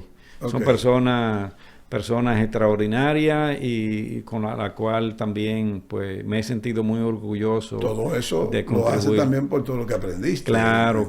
Y entonces ya en el año 19 yo le doy un giro a LRA. De oficina de consultoría la convierto en una empresa de consultoría e inversiones. Su empresa se llama LRA, que son tus siglas de nombre. De mi nombre. La convierto en una firma de consultoría e inversiones. Entonces cuando la convierto en una empresa de consultoría e inversiones, y entonces como parte de ese capítulo de inversiones es que entra a mi vida el nuevo emprendimiento. Tiene un nuevo emprendimiento. O sea, ese LRA no es un fondo de inversión, es una consultoría para gente que quiere orientarse en materia de dónde invierte, cómo invierte. Sí. Es reestructuraciones de deuda, gestiones de inversión. En el 19 me llega eso. Un nuevo proyecto. Sí, un nuevo proyecto. Entonces, no un accidente. No, un nuevo proyecto. Entonces, el nuevo proyecto es que dedico recursos a la compra de una propiedad, que comienzo a forjar un proyecto de inversión para convertir hoy una realidad. ¿Qué tipo de propiedad? ¿Tú compraste una propiedad? Una propiedad en ese momento era una propiedad agrícola. Ah, ok, ya. Así. O sea, un terreno. Un terreno. Hoy día ese terreno es No donde... un solar, es un terreno. No, un terreno. ¿Cuántos metros compraste? De ahí hay 63,000 metros. 63,000 metros, sí. Está... ¿En dónde? Ese terreno es el origen de un proyecto que se llama Las Quintas del Prado. Las Quintas del Prado. Las Quintas del Prado. Es un proyecto que está en Bonao, en el centro, a 3 minutos de Bonao, a 1 minuto de la autopista Duarte. Ok, pero si lo hacemos, si vamos por Bonao, para irnos por partes, vamos por Bonao, llegamos hasta donde para girar a la izquierda o a la derecha. A la izquierda. Si vas de Santo Domingo, vas a girar a la izquierda, frente a un restaurante que se llama Jarro Pichao. Ah, sí, claro. Sí. Claro. Entonces hay que pasar Jacaranda. Y hay que pasar la bomba total que está a la izquierda. Exactamente. Más para allá. Más para allá, va a girar a la izquierda. Que cerró, por cierto, Jarro Pichao. Sí. Que cerró. Frente al dealer que se llama Botella. Sí, correcto. Antes de Miguelito. Intersecto, tú vas a girar a la izquierda inmediatamente a la derecha, toma una carretera pavimentada que o sea, tú como que te devuelves. Exactamente. Sí, y dobla a la derecha. A 1 minuto a la derecha vas a encontrarte con el proyecto Las Quintas del Prado. Ok. Es un proyecto que está fundamentado, si puedo, puedo hablar de él. Detalla todo lo que quieras ahí. Es un proyecto que está fundamentado en algo diferente. Yo comencé a observar que la pandemia nos dejó una necesidad nueva a la gente. Las personas necesitaban espacio más abierto, necesitaban más naturaleza para... Pero es un proyecto residencial. Claro. O sea, no es un proyecto de que yo quiera tener una villita para ir de Santo Domingo ahí, sino es casi que donde yo quiera vivir ahí. O sea, claro, puede vivir o puede utilizarlo para fines de esparcimiento. Quintas del Prado en Bonao. En Bonao. Entonces, yo vi esa necesidad, pero yo siempre he sido un amante de la naturaleza. Yo amo la naturaleza. Te interrumpo. Por ahí mismo, desde el lado de Miguelín, de Jarro Pichao, hay un proyectico también que se ve desde la carretera, que están lotificando. O sea, el tuyo es a la izquierda, que se llama Quinta del Prado. Del Prado. Que se devuelve uno. Sí. ¿Y qué tú concibes ahí en ese proyecto? Bueno, y además, ¿por qué te vino el proyecto? Sí. O sea, Bueno, me vino primero porque en la pandemia vi que había una necesidad de que la gente quería salir. Ah, sí. O sea, pero, quiero salir, pero no puedo salir. No puedo salir, pero quiero ir a un lugar seguro. Sí. Quiero salir de la casa. Quiero ir de la ciudad. Ya te entendí. Pero también hay una corriente en el mundo por lo verde, por la naturaleza, naturaleza, porque las corrientes van así. La gente hay mucha gente que no quiere playa. Sí. Hay personas que quieren montaña. Sí, correcto. Pero otros no quieren montaña, otros quieren... Es donde yo pueda salir de mi casa, que el toque de queda no me afecte. Otros quieren otro espacio más cómodo, más tranquilo, que no haya muchos riesgos de tránsito, etcétera. Entonces yo estoy en el valle, frente a una vista espectacular de la cordillera central. Sí, porque te queda así. Sí. Te queda de frente. Y entonces, del otro lado, la vista espectacular de la cordillera septentrional. Correcto. Estoy en el medio de las dos cordilleras. Sí. Y entonces esto es un prado hermosísimo que yo he estado construyendo. Sí, porque te queda la loma ahí, que es la que está Constanza ahí. Sí. O sea, un prado hermosísimo que he estado construyendo con la siembra de árboles tropicales. Y entonces esto se ha convertido... ¿Dentro del proyecto? Claro, dentro del proyecto. Árboles sembrados estratégicamente y seleccionados de manera particular para un propósito. ¿Y de quién va a ser esa fruta? La fruta que de esos árboles. De todo el que compre. De todo el que compre. Pero, entonces, pero van a estar en áreas de uso común. No. Cada propiedad tiene... Cada propiedad está lotificada con su título. Y cada los árboles. Sí, los árboles no están. Qué bien. Todas las calles están sembradas de framboyanes. Ya. Todas las calles están sembradas de framboyanes. Ahora mismo están hermosísimos porque todos los framboyanes están florecidos. Qué interesante. Todas las calles están sembradas de framboyanes. coco, pino, robles, roble amarillo. Yo voy a tener roble amarillo. ¿Cuántos solares tú sacaste ahí? Ahí serán alrededor de 45 propiedades. Ok. Esas 45, la idea es formar una comunidad pequeña de no más de 45 familias. Ya. Que tengan la oportunidad para adquirir una propiedad para una villa de uso permanente o de uso ¿La estacional. pueden construir o es con la construcción? No, para construirla hasta 2 niveles. Pero tú le das la oportunidad de construir, de que el proyecto tuyo la pueda construir también. Sí, si alguien quiere, claro, le facilitamos. Ok.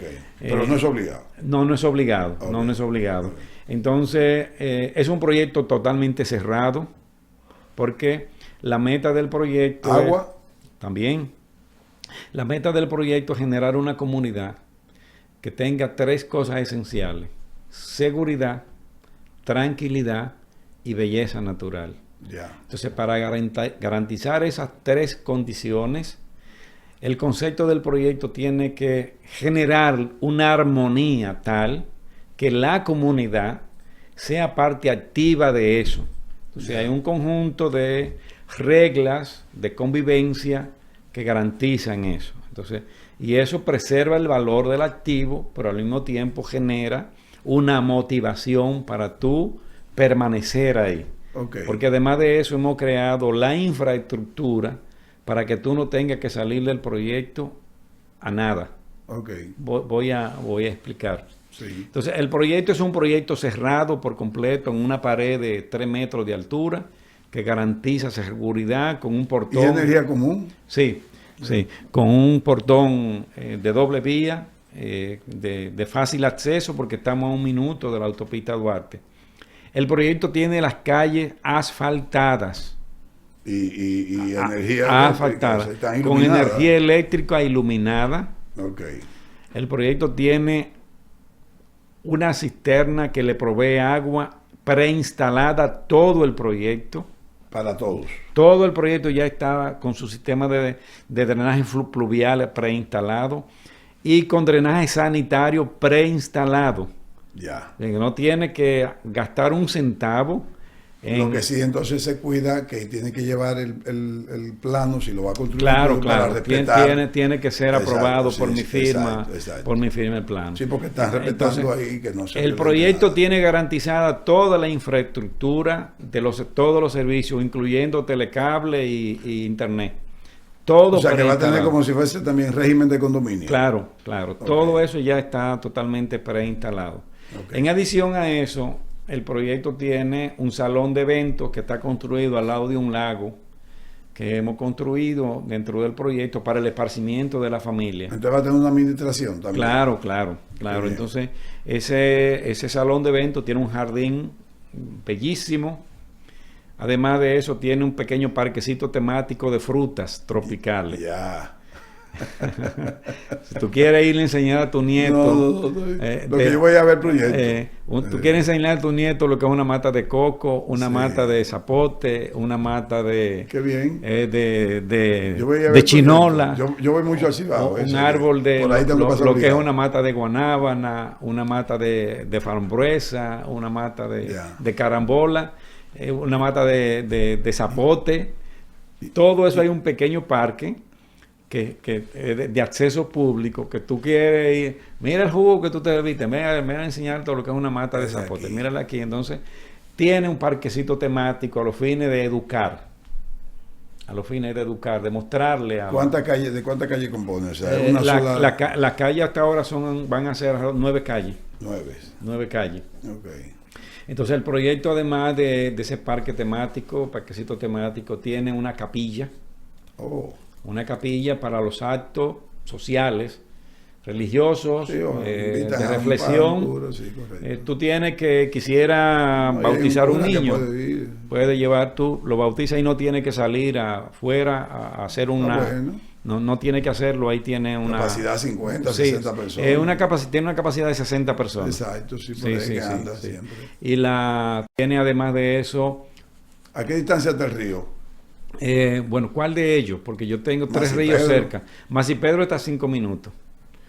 El Salto de Jima está como a 8 minutos. Sí. Y el río Yuna está a 3 minutos. En carro. Sí. En carro. Pero pueden a pie la gente. Pero tú pudieras caminar si quieres. Si fuera En bicicleta. Es más recomendable hacerlo en bicicleta. Ya. Es más recomendable hacerlo en bicicleta. Yo lo haría a pie. Sí, pero en bicicleta, perfecto. Sí. El Yuna hay que salir a la autopista. ¿Eh? En la Yuna debería salir a la autopista, pero el Yuna es más fácil. No, tú puedes cortar. Yo sé que sí, pero sí. si lo quieres llegar más rápido, puede ir por la autopista. Ya más sin Pedro puede ser puede ir por la autopista. Sí. El proyecto además tiene un parque infantil. Porque las calles del proyecto son bastante anchas, entonces tú puedes montar bicicleta, patines. ¿Y cuáles son las facilidades, Sí. precios? Sí, O sea, pero antes para entender el proyecto, además Sí. del parque infantil, el proyecto tiene una cancha multiuso. También. Sí, donde Espérate, entonces vamos por parte. Capilla. capilla, Parque temático. iglesia, capilla, Sí, se la salón de capilla. eventos, Salón de eventos. jardín infantil, parque infantil, Parque infantil. y cancha Y deportiva. cancha deportiva. Una cancha deportiva donde ¿Y tú cómo puedes, sacaste tanto espacio? puedes jugar basquetbol, puedes jugar tenis. ¿Cómo sacaste tanto espacio? Tiene 9 calles, tiene 45 Bueno, porque solares. sí. Son solares que van de 600 sí, metros. Desde 600 metros hasta 2200. Hasta 2200 Hasta metros. 2200 metros. La mayoría son 600. La mayoría no, la mayoría son 900 y 1000, Ok, 1150 ya. metros. Son 600, Sí, 900. sí. etcétera. 600, 730, 800, 900, 1150, hay de 1600 metros y hay hasta de 2000 metros. Ok. Sí. Son regulares en cuanto al corte. Todos los terrenos están nivelados y sembrados de grama. Todo el proyecto es un campo de gol. ¿Y para qué lo sembraste de grama? Todo sembrado de grama, la cual se mantiene cortada No me digas al eso. nivel que parece un campo de gol. Y entonces todos los Tú estás enamorado de ese proyecto. todos los terrenos están nivelados. Todos nivelados. Y todo tiene, O sea, es un pequeño valle dentro de otro valle. y todos los terrenos tienen su título. Y todos los terrenos tienen permiso de uso de suelo prepagado. No me diga eso. Eso es para que compre y construya. Eso es para que usted compre Y construya. y construya. Usted compró, diseña, los diseños son libres, no tiene que diseñar de acuerdo a un modelo. Exacto. Hasta Nada más dos- que se respeten los hasta dos linderos. niveles, no. Respetar los linderos, y ahí sí hay una pregunta importante. No se permite la construcción de verjas internas. Ay, que interesantísimo. Porque es cerrado por completo. Interesantísimo. Entonces lo que te da tú- más, te lo da que- más, claro, más amplitud, apertura. sí, sí. No se permite la construcción de aceras. Pero si tú puedes separar una cosa de otra con una No, mata. las separaciones pueden ser con verjas de hasta 1 metro, 2 metros de altura, Exacto, en madera exacto. o en malla ciclónica, Exacto. o verjas naturales en bambú, que es lo que se Exacto, usa lo mucho. puedes subir, Claro, ese- pero no puede meter paredes de cemento. Ni dentro. hierro, ni nada de eso. No, bueno, sí, un hierro. No, pero alto, digo. Alto no. Porque entonces eso te. Sí, que tú hagas división Claro. con algo natural. Claro, eso pierde por completo el concepto. Tú parece que estás en una cárcel o que estás en una ciudad. Sí. Y la idea es que tú te sientas. Y puede ser con una empalizada. Sí, bajita. sí, una empalizadita bajita puede ser. Sí, que se tape con las Claro. matas. Y en los diseños entonces de la vivienda, si alguien quisiera hacer y tiene el espacio para hacer una piscina, entonces en los diseños entonces sí habría que darle la privacidad, entonces sí se puede. Ah, ya. Entonces ahí habría que dentro del diseño aprobar la parte de privacidad con Sí, los sí, porque elementos. una casa de 2000 y pico de metros coge una Claro, piscina. claro, con los elementos que uno entienda. Y las pinturas, los usos de pintura, obviamente sí tienen que ser preparados, que tienen que ser pintura tenues Ese proyecto, la pintura de las casas. de las casas. Que sí. para no hagan un escándalo de colores. Claro. Y eso fue un sueño, o así, una idea que fue. Bueno, ¿cómo ahí digo? me salió lo que te dije al principio. Que, Tú compraste el terreno por comprarlo un tiempo, no lo compraste desde el principio para ese evento. yo compré el terreno con la visión. Porque Ah, ya. cuando fui la primera vez al terreno me enamoré. Ah, ya. Y Me- lo pensaste, eso es para esto. Sí, aquí hay algo, aquí sale algo. Ya. Entonces, como he tenido el ¿Quién, sueño, quién te lo vendió? O sea, ¿quién te lo enseñó? ¿Quién te dijo tal cosa? eso lo logré yo ver a través de una persona que estábamos un día caminando por los campos de Bonao. Yo vi el letrero, tomé el número, llamé y en una semana negocié con los dueños que Interesante. vivían fuera del país. Ellos eran una persona que oriundo de Bonao, tengo entendido, fue fácil, una negociación fácil. Y entonces, estaba limpia la propiedad. No. Eso estaba totalmente arrabalizado. No me diga eso. Sí, yo me pasé la pandemia entera. No, y en cuanto a título estaba así. El título sí, eso estaba bien. todo en orden, estaba todo en legalizado. orden, legalizado. Me pasé toda la pandemia desde el año 2020 hasta... Con un tractor ahí. No, hasta desde el año 2020, la pandemia me la pasé sembrando batata, uyama, para regalársela a la gente. Ay, qué bien. Sí, Qué bien, le daba en la pandemia, en la mismo. época prepandemia, Sí. les regalábamos a la persona. Te cogieron amor. Sí, no, y la misma familia, bueno, y entonces sirvió para eso, entonces ir calibrando algunas ideas hasta que en el año 2022, pensé en firme en la idea y lo inicié en enero, febrero del año 2023, ya comenzamos a trabajar diríamos, la construcción del proyecto. Y hoy día tenemos un proyecto con una imagen muy diferenciada y única en Bonao. Qué bien. Y en términos de valor agregado. El proyecto, las personas que puedan tener interés en el proyecto están frente al mismo proyecto. Hay una cosa muy importante. El frente del proyecto es un jardín completo, sembrado todo de trinitarias y de flores tropicales. Antes de la garita. Todo el frente, todo el frente del Ok, y después viene la garita. No, ahí. está la garita en el centro. Ok, ya. Y antes de llegar a la todo eso. garita hay un jardín de palmeras y de trinitarias. Delante de la pared. Delante de la pared. Ok, ya. Todo el frente es un jardín de flores. Ya. Y en el interior, todas las calles están bordeadas de flores tropicales de distintas variedades, incluyendo trinitarias y flores del Perú. Interesante. Mira, Todo y el ya proyecto. ha habido compradores. Sí. Ya tiene. Claro que sí. Ok. Entonces, las personas que puedan estar interesadas me pueden llamar a mi número telefónico. Aparece en el video que estamos poniendo. Sí, si aparece el teléfono ahí. Sí, si aparece ahí no hay Pero problema. me pueden llamar al Lo que no aparece ahí son los precios. Luis. No. 809 Que te llamen ahí. 697-4668. Sí. Y pueden financiar su proyecto a través de cualquier institución Sí. financiera o pueden hacer un financiamiento a través de mi propia empresa. Pero qué bien. Claro. Tú ahora está mejor. Claro, porque mi firma es una firma de inversiones. Pero qué bien, qué bien. Podrían financiar Así va a ser más fácil. más fácil, claro. Porque tú financias tú mismo. Claro, lo financio yo mismo, así Ok. te ahorra el dinero de inscripción de hipoteca. Más Y cómodo. una pregunta, y A escúchame una que tasa está- de interés del 6% Oye, anual. ahí era que venía la pregunta, era, la tasa es la que tú, porque tú no estás regulado. Yo o sea, lo estoy tú- financiando hasta un porcentaje X al 6% anual. Pero está muy bueno. Sí, en dólares, sí. Está Sí, muy bueno, sí, Es sí. realmente una tasa muy No, atractiva. pero está interesante. Sí, muy atractiva, sí. Sí, Muy sí, atractiva. bueno. Sí. Quintas del Prado. Las en Quintas Bonao. del Prado en Bonao. Sí. Sí. O sea, te pueden contactar a ti, Luis Luis Reyes Abreu, Abreu. al teléfono 809-697-4668. Pero ¿y si tú no estás? ¿Y si tú no No, estás? yo siempre tomo el teléfono. Siempre Bueno, tomo el teléfono. Luis, Y si veo una llamada, me devuelvo la llamada. Con tu último emprendimiento terminamos el podcast.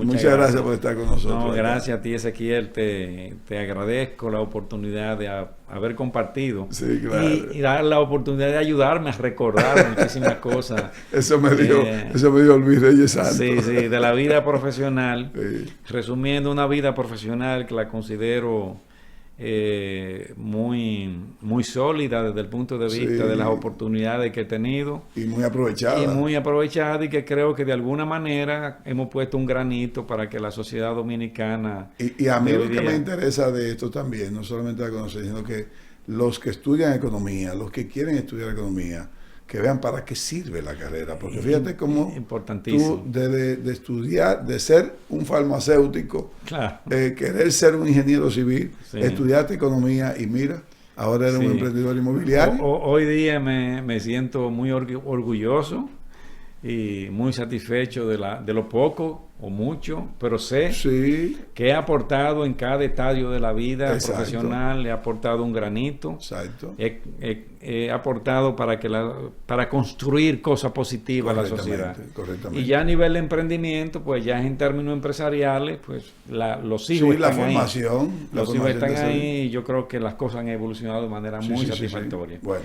Gracias, muchísimas Ezequiel. gracias. Gracias a ti. Y a ustedes, Amable. amigos. Bien, gracias.